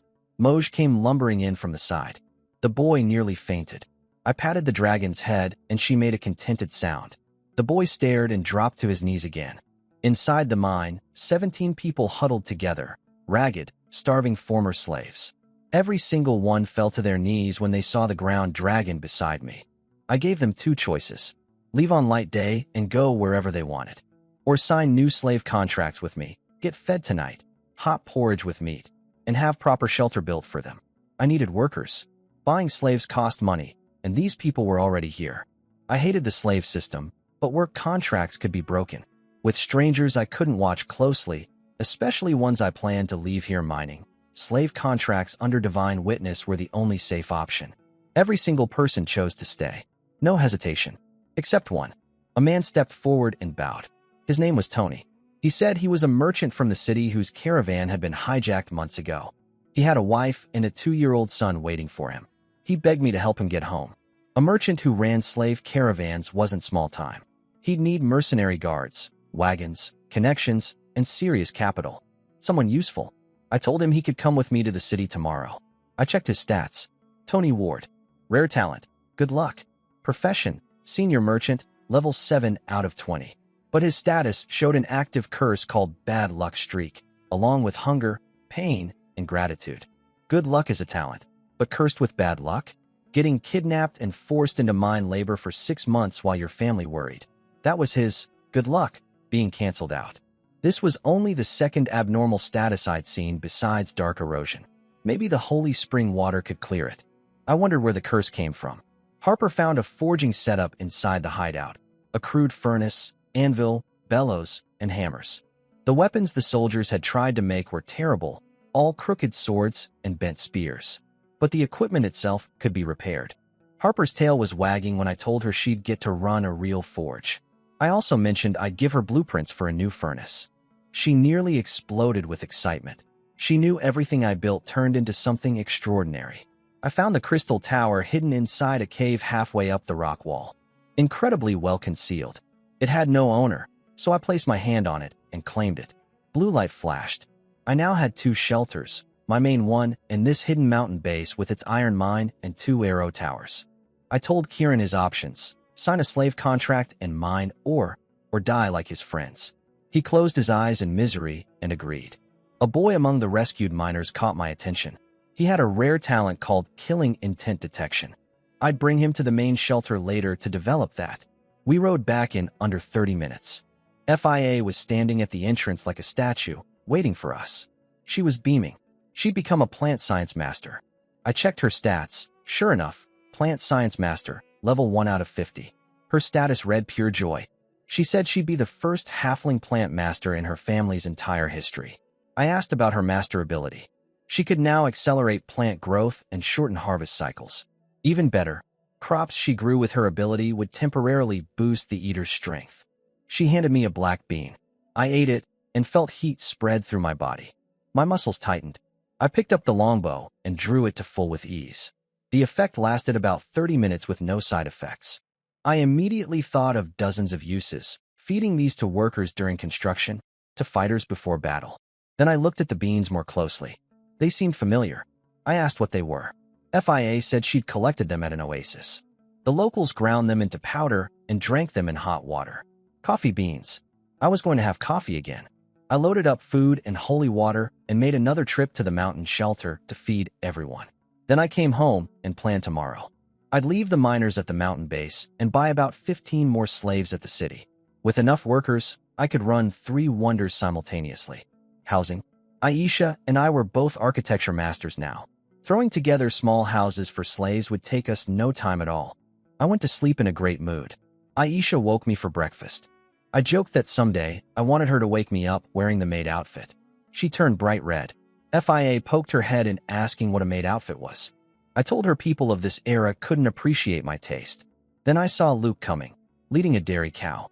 Black and white, unmistakable. His father was sending it as a gift, thanking me for the crystal income from our medicine partnership. I accepted without hesitation. Old Griffin was investing in me. The old fox had recognized my potential.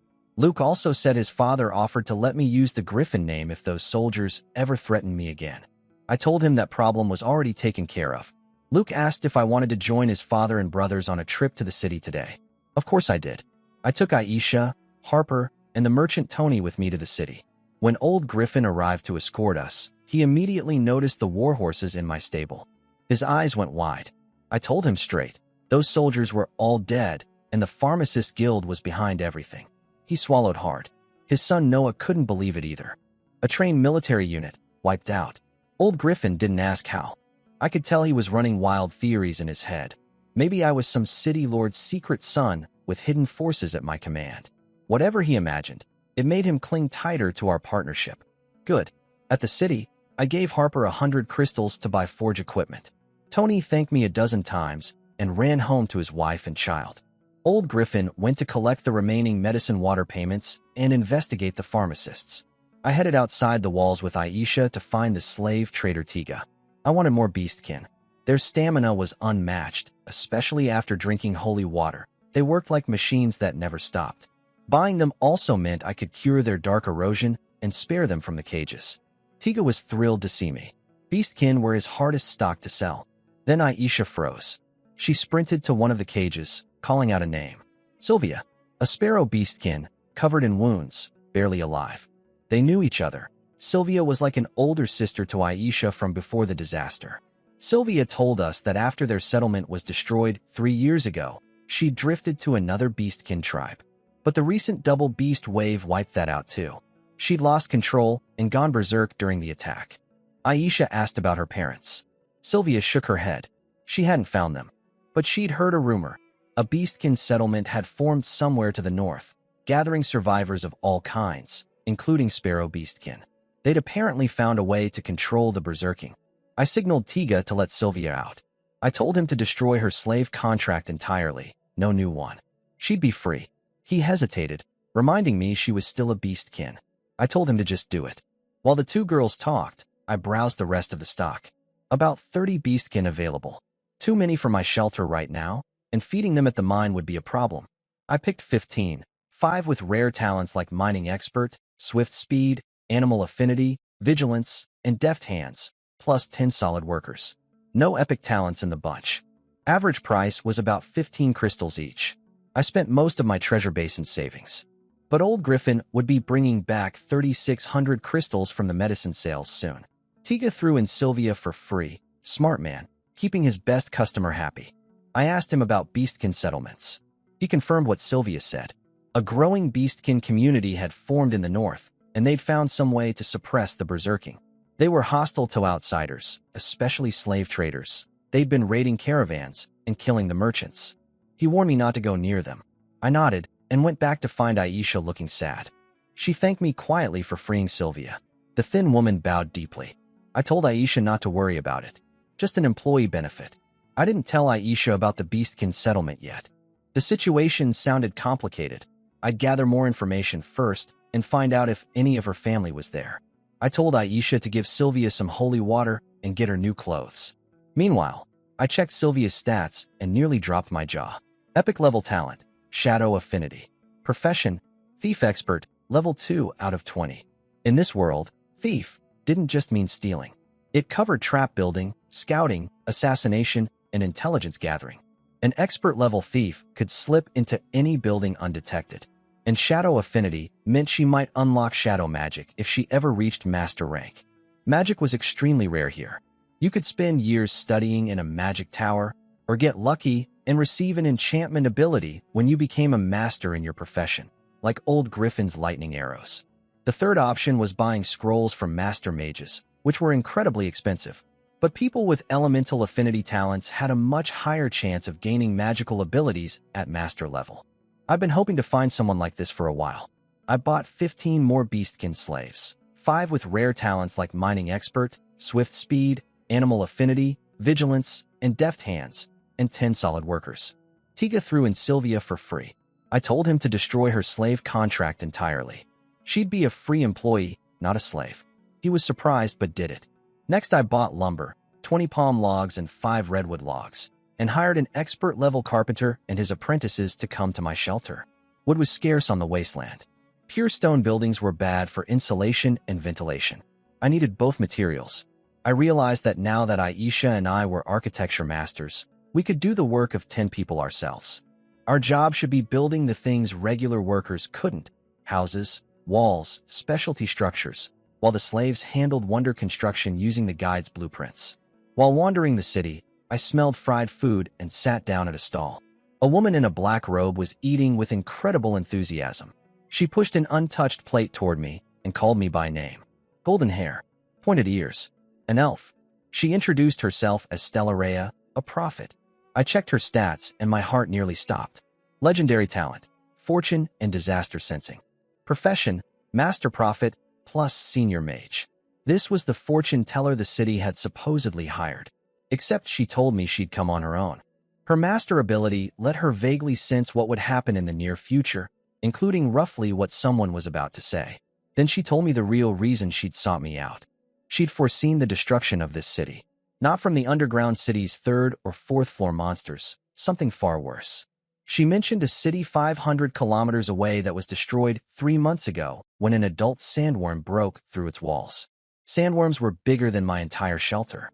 The attack on our city would come on the evening before the second light day from now, 10 days away. She asked me to help defend the city. In return, the city would pay me in pink crystals, and she'd personally owe me a favor. I asked if she'd work for me. She said prophets and mages needed magic towers to grow stronger, so she couldn't stay permanently, but she could help my shelter short-term. I thought it over carefully. I could see her stats: legendary talent, genuine concern, no deception. If the city fell, my shelter would lose its closest trading partner and supply line. My wonders couldn't be moved or rebuilt. Running wasn't ideal either. I agreed to help. I still had 2 unused archery master slots from the hunting goddess statue. 10 days to prepare.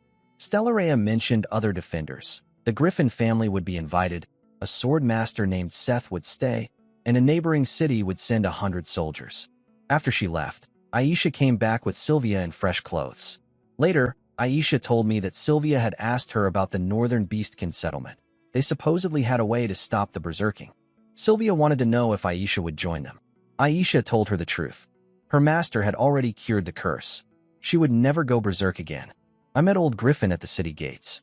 He handed me 3 pink crystals and a bag of blue ones, the remaining medicine water payments.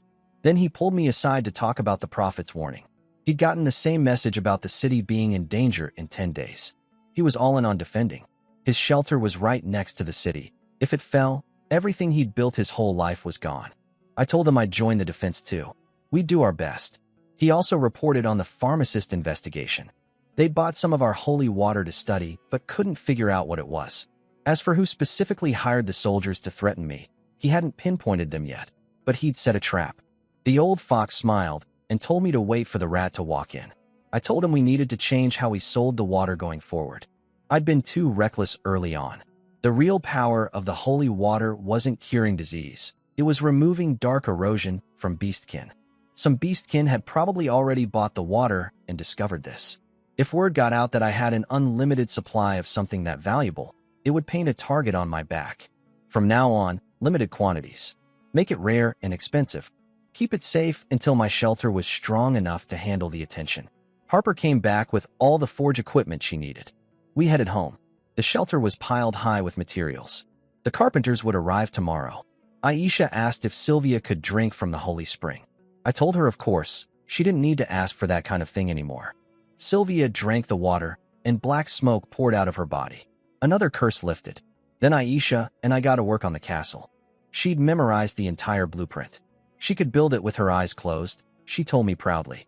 She'd been dreaming about waking up inside it every night. I redesigned it as a 3-story structure.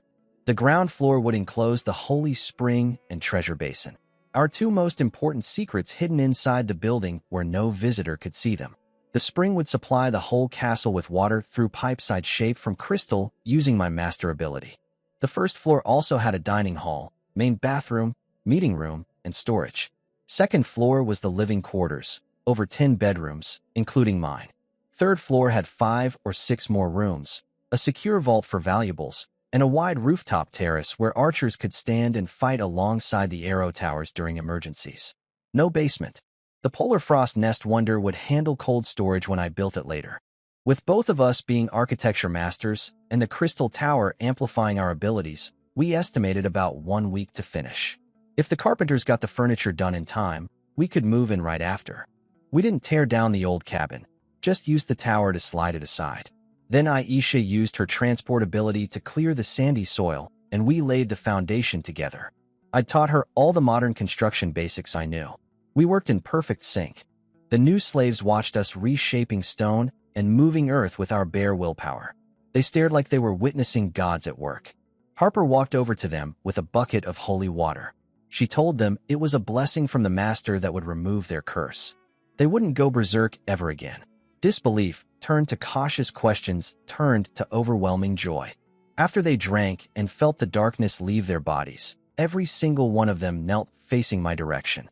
After the holy water raised all the new slaves' loyalty above 60, Aisha and I finished laying the castle foundation and called it a night. I watched the 5 arrow towers handle the evening assault and thought about my remaining 2 archery master slots. My body was weak. I could barely pull an 80-pound bow, but I'd realized the master ability compensated for physical strength. My guided arrows hit harder than a regular archer with a much stronger bow. And I had an advantage nobody else in this world had. I knew how to design a compound bow. The special structure of a compound bow stores and releases energy far more efficiently, roughly 1.6 to 2 times the power of a regular bow at the same draw weight. That meant my 80-pound compound bow would hit like a 160-pound longbow. In this entire world, people who could pull 160 pounds could be counted on one hand. With armor-piercing arrowheads, I could punch through a magic lizard's scales easily. I'd basically become a walking sniper tower that fired tracking arrows. For the 2 remaining archery master slots, I chose Ron, the boy from the mine with the rare killing intent detection talent and loyalty at 82, and Waft, the dog beastkin with night vision. Perfect for nighttime defense. Next morning, I drank fresh milk, ate fried eggs, and rode to the mountain shelter. The Fallen Star Forge had a massive foundation already built, far bigger than any previous wonder. Impressive progress from over a dozen workers in one day.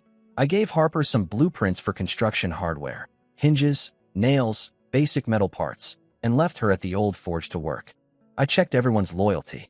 Most were around 70. Kieran sat at a miserable 40, but I didn't care. I brought Ron and Harper back to the main shelter. I called Ron and Waft together and told them I was giving them master-level abilities.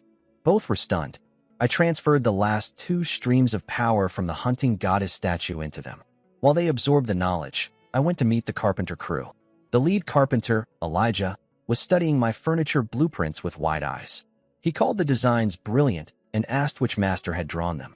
I told him not to worry about that and asked how long the job would take. 1 week for most of it, he said. Then he got to his real question. How much would I charge for the rights to copy these designs and sell them to nobles and other tower masters? I thought about it.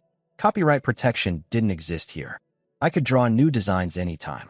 So I traded him the blueprints in exchange for free labor on this job, him covering any extra wood costs, and discounted rates on future work. He agreed eagerly. The designs were worth more than I'd guessed. Aisha had been building the forge room since dawn.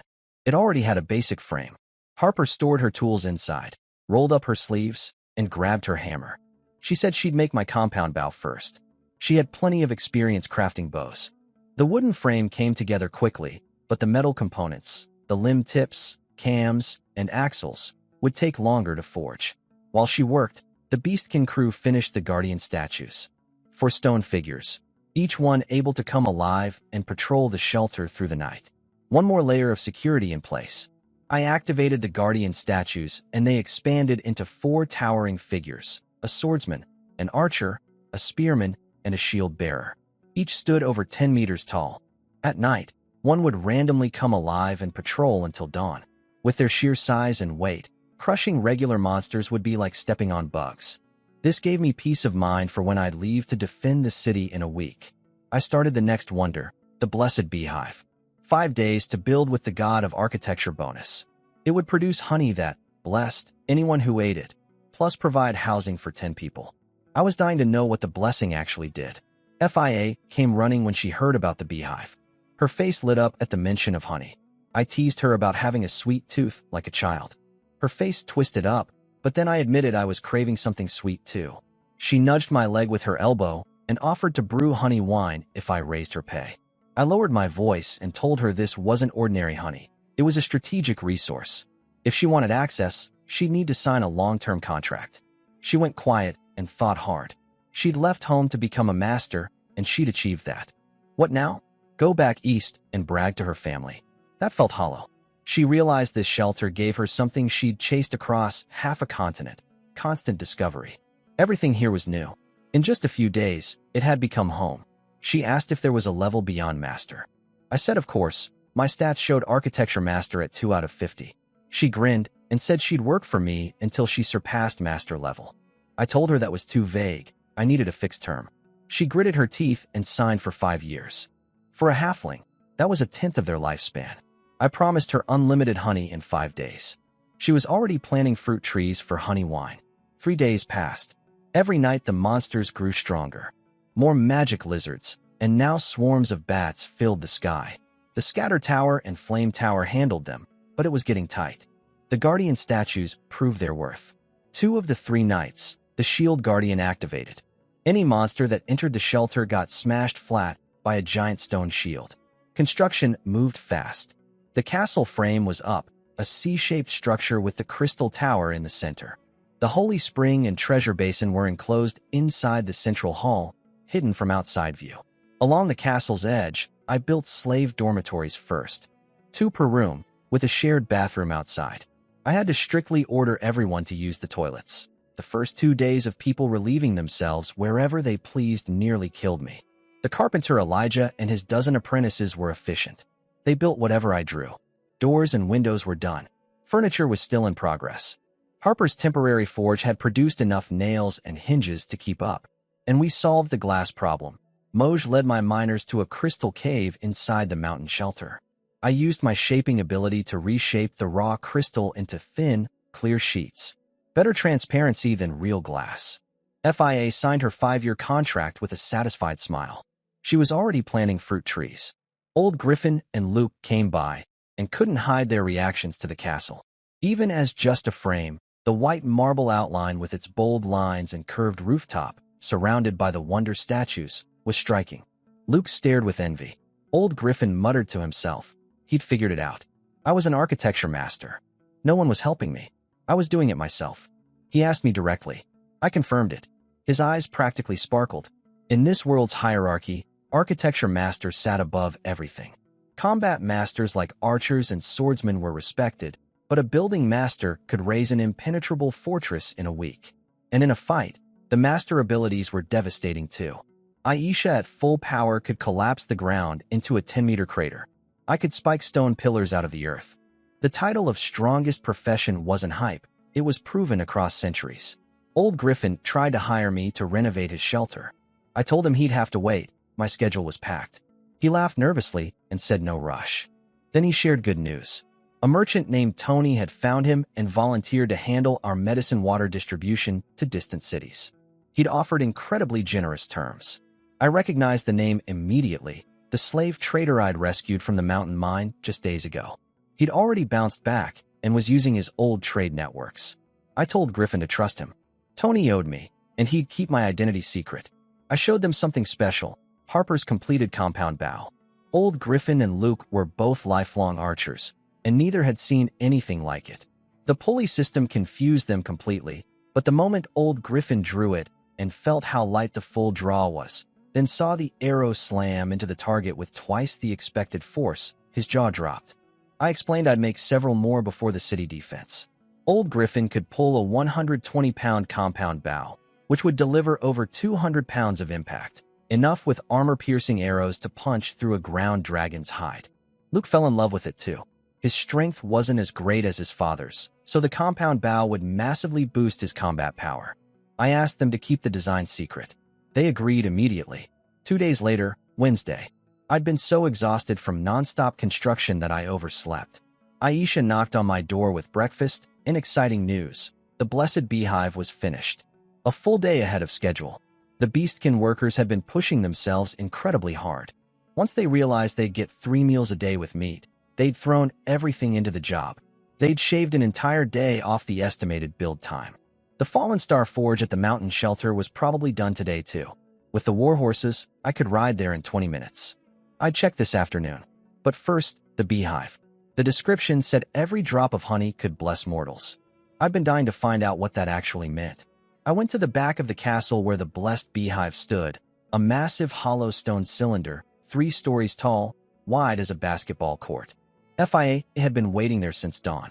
She'd planted flower seeds from her collection all around it, and thanks to the Horn of Plenty, they were already budding. I activated it. The building expanded, glowing amber.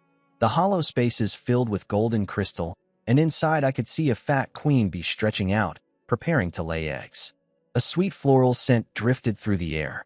The interior was spacious. 10 people could live inside comfortably. The actual hive occupied the outer shell behind the crystal walls.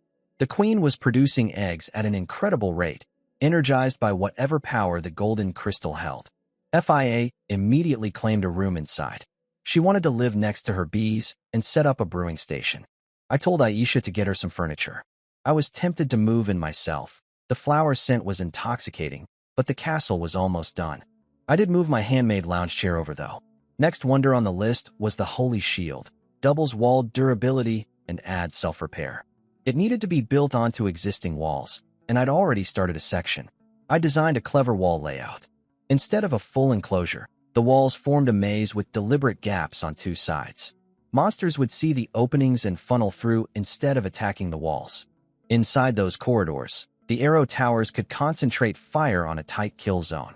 At the end of each funnel, I placed the indestructible wonder statues as the final barrier. Unbreakable statues plus self-repairing walls with doubled strength. That was a defense line nothing could easily crack. I transmitted the Holy Shield blueprint to the workers and announced unlimited food at lunch with extra meat for everyone.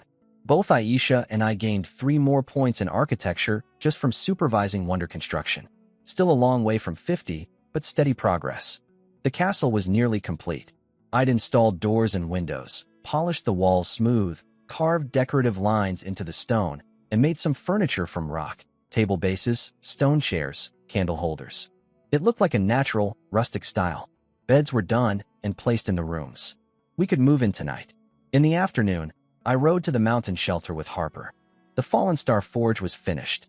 When I activated it, a colossal furnace materialized near the mine entrance, glowing with red magma light. At its core, a chunk of what looked like a meteorite floated and spun slowly, an eternal flame that would never go out. It doubled smelting speed and gave a 20% chance to improve equipment quality. Harper stared at it like she was looking at heaven. She asked to move her entire forge operation here. I agreed. The 2 shelters were close enough, and she was an archery master now, so traveling alone was safe. I spent half an hour using my shaping ability to build her a proper forge room right there. The rest of the materials could be carted over by Camel Beast. Then I realized the mountain shelter had more workers than it needed.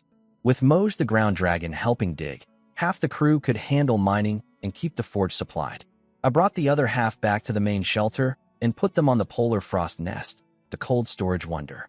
Running 2 construction projects at 2 shelters simultaneously.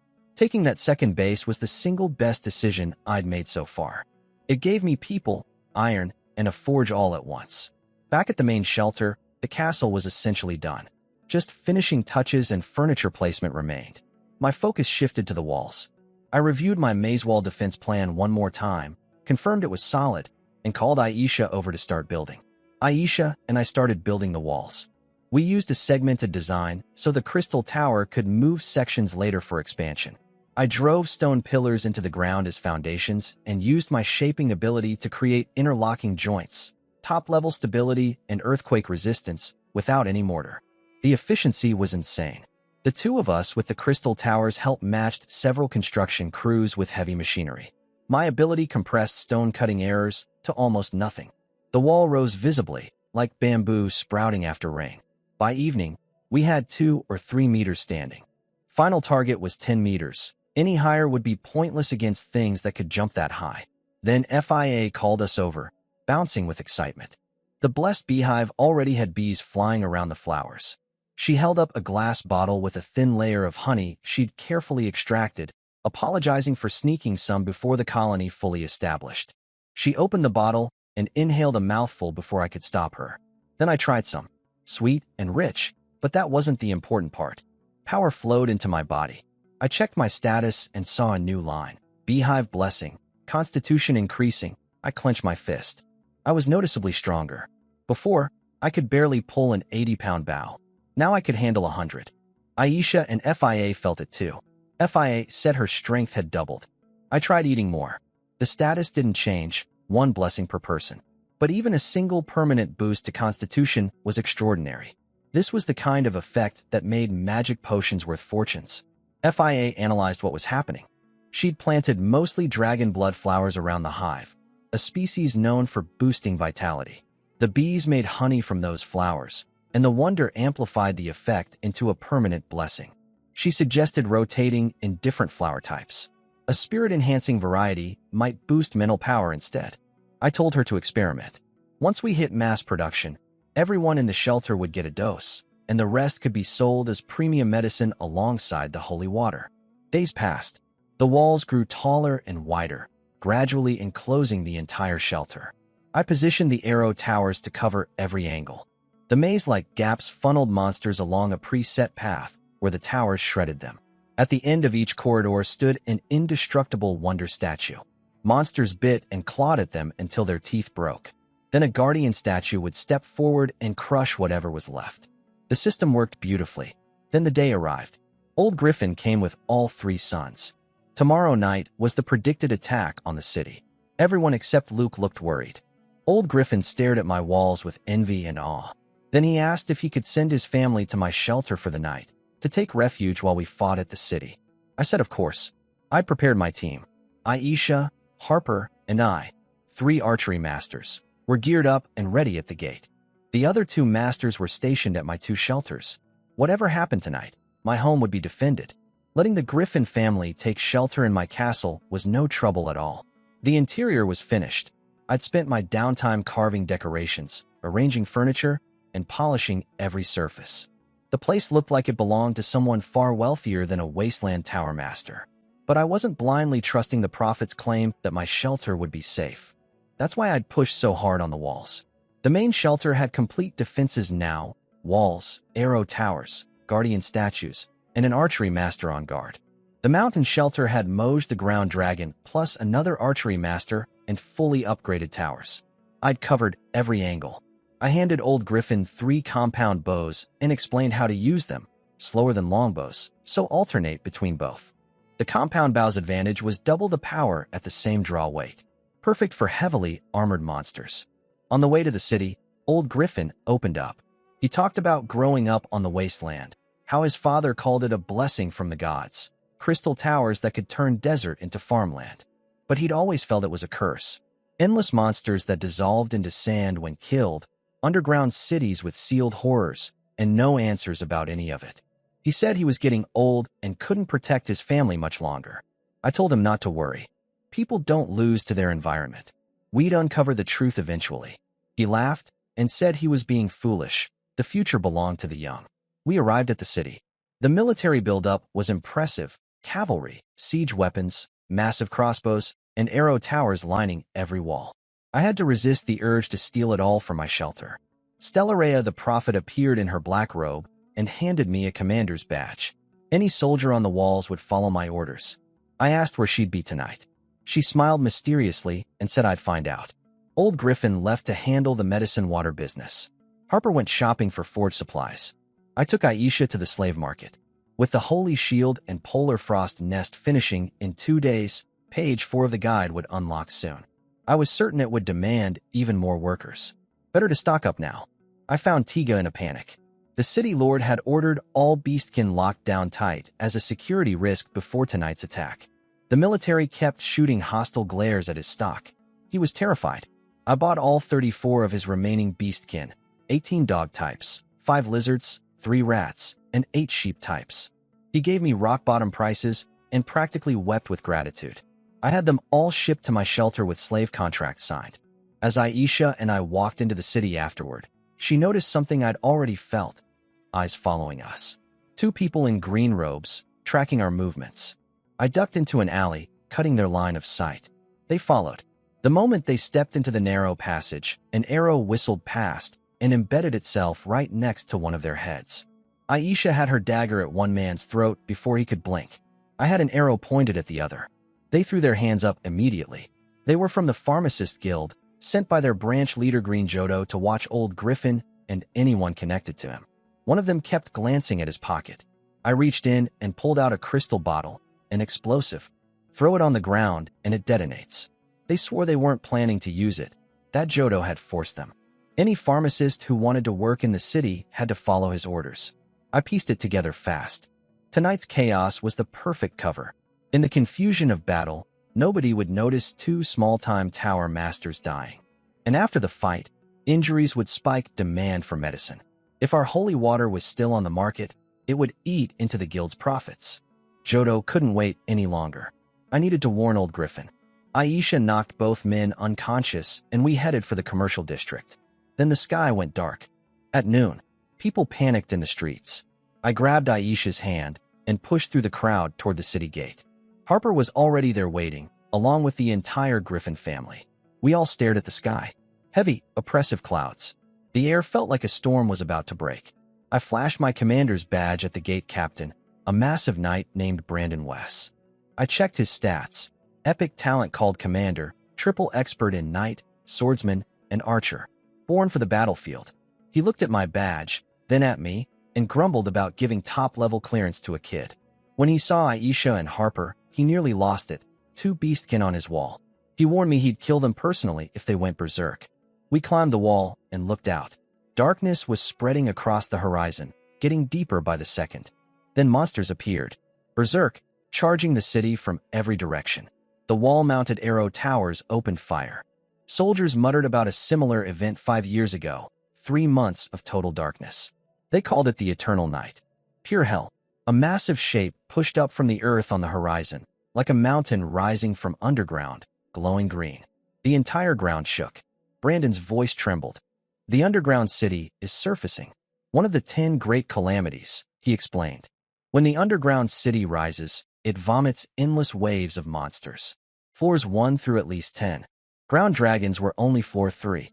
Floor 10 could spawn tier 4 creatures, including elite monsters and bosses with elemental magic or enchanted weapons.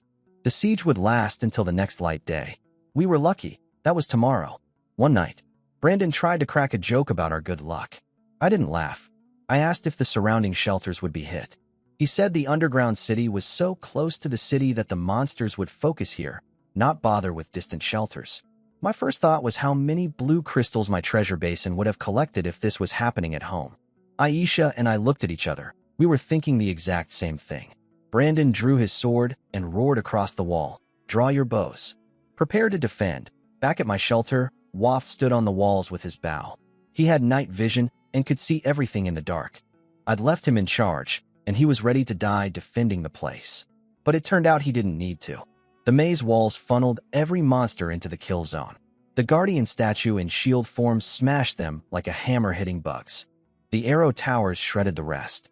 Nothing even reached the final line of wonder statues. Waff scratched his head and stopped shooting. There was nothing left to shoot at. At the city, it was a different story. The arrow towers on the walls handled the first waves easily enough. Then the third-floor creatures arrived, a line of giant trolls marching forward with goblin shamans hiding behind them. Brandon ordered all archers to target the shamans. But they were smart this time. They stayed behind the trolls and wouldn't show themselves.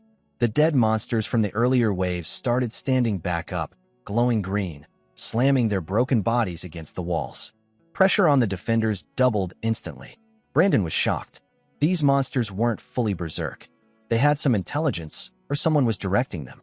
The wall-mounted sniper towers couldn't reach the shamans, over 400 meters out beyond their range. I pulled out my compound bow. At 100 pounds of draw weight, it hit like a 180-pound longbow. In an arcing shot, maximum range exceeded 500 meters. And with my master ability, I could guide the arrow the entire way. Turns, acceleration, precision strikes at any distance within that range. Brandon saw me draw and told me not to bother. One more bow wouldn't make a difference. He said he admired my courage for being so young. I ignored him and fired upward. The arrow screamed through the air so fast that every soldier on the wall turned to watch. They'd never seen anything move like that. People started asking what kind of enchanted bow I was using. My eyes glowed blue as my mind merged with the arrow. 300 meters out, it began its descent. I locked onto a shaman waving its staff behind a troll and drove the arrow straight through its skull. It dropped dead. Brandon had tracked the entire flight path. His face went white. He'd fought in wars, humans against monsters, humans against humans. He knew exactly how terrifying a guided arrow was on a battlefield. No commander could ever peek above a shield. He whispered one word, "Master." I didn't answer. I was already knocking the second arrow. It flew. Another shaman died. Soldiers along the wall spotted the falling shamans and started cheering. The walking dead collapsed back to the ground. 7 shamans total. 7 arrows. 7 kills. Without the shamans controlling corpses, the trolls were just big targets. The wall towers peppered them with fire and armor-piercing bolts until they fell. Then came the bats, a massive swarm from the sky. The towers swept them like rain. But hidden above the swarm, a huge bird monster with an enormous wingspan dove straight down onto one of the arrow towers and slammed its claws into it. Someone screamed a warning. A griffin, half lion, half eagle, massive wingspan, razor claws. It dove out of the bat swarm and slammed into one of the wall's sniper towers. Brandon panicked. Griffins were supposed to be floor 10 creatures. Worse, this one had used the bats as cover and specifically targeted the most dangerous tower. It was thinking. The soldiers fired at it, but their arrows bounced off its feathered hide like twigs. Then from the other wall, a blue lightning bolt struck the griffin, old griffin's magic bow ability. The electric shock paralyzed it briefly. My first thought wasn't how to kill it. It was how to tame it. A griffin as a mount. I'd give anything. But the horn of submission was back at my shelter and still on cooldown. The griffin shook off the paralysis. The lightning arrow had left a wound on its chest. Furious, it dove toward old griffin. Harper was ready. Her armor-piercing arrow punched clean through its wing. It screamed and veered away, climbing back into the sky. I fired too. 3 of us hit it with arrows, opening wounds across its body, but it dodged every lethal shot. It escaped. Brandon said it was only a juvenile. Adults could use wind magic that deflected all projectiles. That was terrifying to think about. He also finally noticed that Harper, the dog beastkin standing next to me, was another archery master. I could see him struggling with the fact that 2 beastkin on his wall were more useful than most of his soldiers. Brandon turned out to be the 2nd Night Squad captain from Emerald City, a much larger city to the west. He'd been sent with troops to help defend. I asked if he wanted to work for me. He politely declined. He'd sworn loyalty to his city lord. The battle settled into a grind. Endless waves of low-level monsters. No more elite threats for now. Aisha handed me jerky and holy water. I ate quietly. It was only early evening by normal time. Light day wouldn't come until 6 in the morning. Long night ahead. Then something new crawled out of the sand. Skeletons. Human skeletons, animal skeletons, monster skeletons. They were weak. 1 arrow and they fell apart, but there were thousands of them. Nobody knew what they were. We all assumed it was just another type of monster. Back at my shelter, Waft watched the same skeletons approaching. With night vision, he could see everything. The maze walls and towers handled it all. He barely needed to fire. At the mountain shelter, Moj guarded the single entrance. Ron bounced his arrows off the cave walls with his master ability, picking off anything that slipped through. The sealed passages held. Deep underground beneath the city, something else was happening that I wouldn't learn about until later. Stellarea the Prophet stood on a black stone platform, hands pressed against a floating crystal that looked like a smaller version of a crystal tower core, except it shimmered like it contained an entire galaxy. A fuzzy black ball sat on her shoulder, some kind of creature, talking to her. She'd discovered something unexpected about this disaster. It wasn't a normal underground city emergence. There were clues about the curse of the wasteland hidden in it. She said if her teacher had known, they would have come personally. She was channeling power through a temporary star tower built from scrolls, trying to use a fraction of her main tower's strength to help defend the city. She whispered to herself that we just had to hold on until morning. Hours passed, and the skeletons kept getting worse. More of them, bigger ones, faster. The towers couldn't keep up anymore. Aisha nudged me and pointed at one skeleton. It was taller than the others, wearing rusted armor, and carrying a hollow longsword with a glowing blue gemstone in the center. Every swing released a blade of blue light. An enchanted weapon. Brandon said only rare enchanters or master-level mages could make those. I wanted it immediately, but going down there meant drowning in monsters. So I tried something crazy. I shot an arrow at the sword, threading it through the hollow gap in the blade. The arrow carried the sword upward but quickly lost momentum.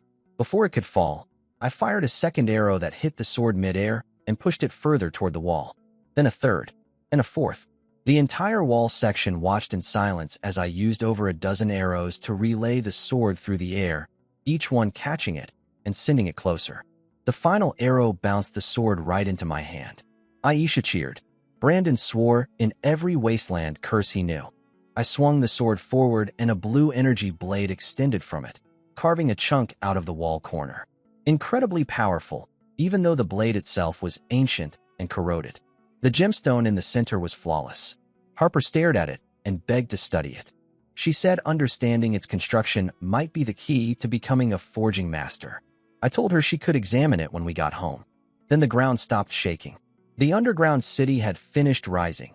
Over 10 floors visible, a massive black tower carved with strange patterns stretching into the dark sky. Brandon exhaled. If it had gone higher, he said he would have run. Then something flew out of the tower. A bone dragon. An entire dragon skeleton held together by dark magic, with enormous wings and crushing pressure radiating from its body. Half the soldiers on the wall dropped their weapons. Some collapsed. Some started praying. Aisha and Harper grabbed my arms, trembling. The instinctive terror of prey facing an apex predator. I gripped my compound bow. If it showed its face, I'd put an arrow in it. Then a voice rang out behind us. Stellarea rose from the city center on her black stone platform, golden hair flowing, casting spell after spell, group enhancement, holy light enchantment, mass healing. Green light wrapped around every soldier. White radiance coated my bow. My exhaustion faded and my strength surged. Her voice appeared directly in my ear through magic. Aim for the eye socket. I drew my bow. Holy light gathered from nowhere, splitting the darkness, pouring into my arrow like a spotlight in a dark theater. I released. The arrow tore through the bone dragon's eye socket. Black energy exploded outward. The dragon's dive stopped midair, and it shrieked, a sound like metal scraping bone. Stellarea floated to the wall on her platform. She said it was just a 1,000-year-old dragon corpse, nothing more. Then she told me we needed to go inside the underground city and kill whoever was controlling these skeletons. I pointed at myself. She had to be joking. She said she'd also recruited a sword master. An old man with gray hair stood on the next wall section, gripping a longsword. His name was Seth. He sighed and said if a young person had the guts to go in, an old man like him had nothing to fear. I looked at the endless skeleton army pouring from the tower, took a deep breath, and told Stellarea her compensation had better be worth it. I called Aisha and Harper. We stepped onto the floating platform. I checked the old swordsman's stats. Seth Finch. Epic talent, sword mastery. His sword master level was at 38 out of 50, the highest I'd ever seen on anyone. He also had a cooking expert skill, which was unexpected. His status said he was tired but burning with fighting spirit, thinking this might be his last battle. He was a wandering mercenary who'd arrived near the city last week and stayed when Stellaria asked. We shook hands. He complimented my youth, and I complimented his swordsmanship. I invited him to visit my shelter after this was over. He said he'd love to. The bone dragon crashed down. Stellaria gripped her crystal ball and flew us toward the underground city on her platform. We entered through a gap at the base of the massive black tower. On the way in, she briefed us. Archaeologists had confirmed that a kingdom existed here 500 years ago. They built this underground city to hide from something, but they were destroyed anyway. The city had dozens of floors, maybe 100, most still sealed. The seals were weakening. The skeleton army was being controlled by someone, a figure that appeared in murals found in previously explored sections. A general from that ancient kingdom. He was long dead, but his body was still animated by its own magic. Our mission: destroy him and search his quarters for information about the curse on the wasteland. We dove inside. It wasn't what I expected. Not a building interior, but a self-contained world. Soil, roads, structures, glowing ceiling high above. Like a dark underground realm. Stellaria pointed to a distant altar surrounded by objects that looked like crystal tower cores. She parked the platform and buffed everyone with magic. She explained her floating stone platform was a miniature star tower built from scrolls, channeling power from her teacher's real magic tower far away. It could fail at any moment. We needed to be fast. Seth drew his sword and charged. The man was beyond human limits, cutting through skeletons like paper. Aisha unleashed her rapid-fire ability, clearing the path ahead in seconds. Harper and I provided range support. I spotted the target on the altar, a robed skeleton holding a staff, staring down at a stone tablet. I fired a holy light arrow at it from over 300 meters. Something invisible stopped it cold, inches from the skeleton's face. Stellaria tried next. A massive blade of light materialized above the skeleton and swung down with earth-shaking force. It stopped at the top of its skull, blocked by the same barrier. The black fuzzy creature on her shoulder panicked. It said the skeleton was drawing power from the entire underground city. Too strong for us. Armored skeletons with weapons appeared. Powerful, fearless, endless. Seth started getting worn down. I tossed him a vial of holy water. He drank it without hesitation, and his speed surged back. Then I threw him the enchanted sword I'd recovered earlier. Blue light exploded across the battlefield as he carved through everything in reach. I kept firing at the skeleton general. Nothing got through its shield. I tried the crystal cores around the altar. Same result. The situation was getting desperate. Skeletons were closing in from behind too. Seth glanced back and said we could still retreat if we left now. He had one more burst left in him. Stellaria was sweating, pressing her crystal ball with trembling hands. Then the stone platform blazed with light. The black ball on her shoulder squeaked that the old one was coming, entering its body. The squeaky voice vanished, replaced by a mature woman's tone. Stellaria, you reckless child. When you get back, you're grounded in the tower for 10 years. The voice from the black ball was Stellaria's teacher, a powerful mage channeling herself through the creature from far away. She shouted that Stellaria should detonate the highest energy object nearby to break the necromancer's shield. Stellaria grabbed her crystal ball without hesitation and hurled it at the skeleton. The ball erupted in a massive explosion that shattered the protective barrier completely. The black ball screamed in horror. That crystal ball had cost 50 years of blue crystal savings. The teacher had meant the enchanted weapon's gemstone, not the crystal ball. But it was too late. Seth and I moved at the same time. I shot the staff out of the necromancer's hand. Seth blazed forward with the enchanted sword trailing blue light and brought it down on the skeleton's skull. Aisha and Harper fired arrows that hit without being blocked this time. The necromancer shattered into bone fragments. Stellaria hit it with one last holy spell. But the bones started reassembling, wrapped in black energy. The thing was putting itself back together. Seth kicked the staff toward me, and a bone spike shot up from the ground and stabbed him through the side. Blood sprayed everywhere. I checked the necromancer's stats. Maxwell the Withered Bone. Master Necromancer at 49 out of 50, 1 point from the maximum. And his status showed an active curse, Undeath Curse. That's why he kept rebuilding. Then I had an idea. I pulled out my emergency vial of holy water, tied it to an arrow with a strip of cloth, dodged a bone spike, and fired. The vial shattered against the skeleton's eye socket. The same hissing sound I'd heard when curing beastkin of dark erosion. The bones collapsed and didn't get back up. The curse was broken. I rushed the altar and grabbed everything valuable, for unknown crystal cores and the stone tablet the necromancer had been staring at. Harper threw Seth on her back, grabbed the enchanted sword, and faced the confused skeleton army. The skeletons didn't disappear immediately, but they stopped receiving commands. Stellarea said they'd fade once their stored magic ran out, and no new ones would be generated. Aisha and I raised our hands together.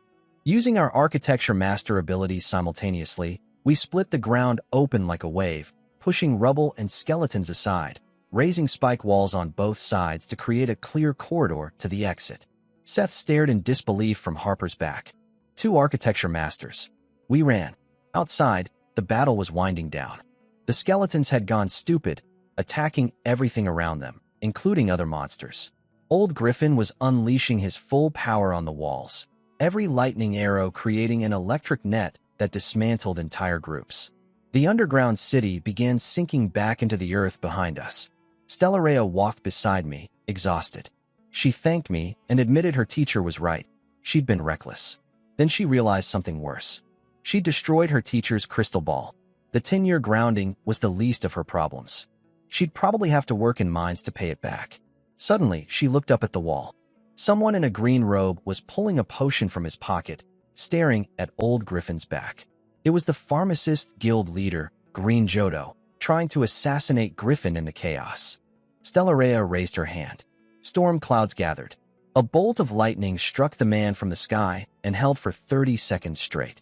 When it stopped, he was charcoal. The pharmacist's problem solved itself. We made it back inside and collapsed. Seth was bandaged up and drinking holy water to heal. The rest of us gathered around a table with our loot, for unknown crystal cores, the necromancer's staff, and the stone tablet. Stellarea asked for the stone tablet. She was the only one who could read the ancient writing. It might hold clues about the wasteland curse and why the monsters existed.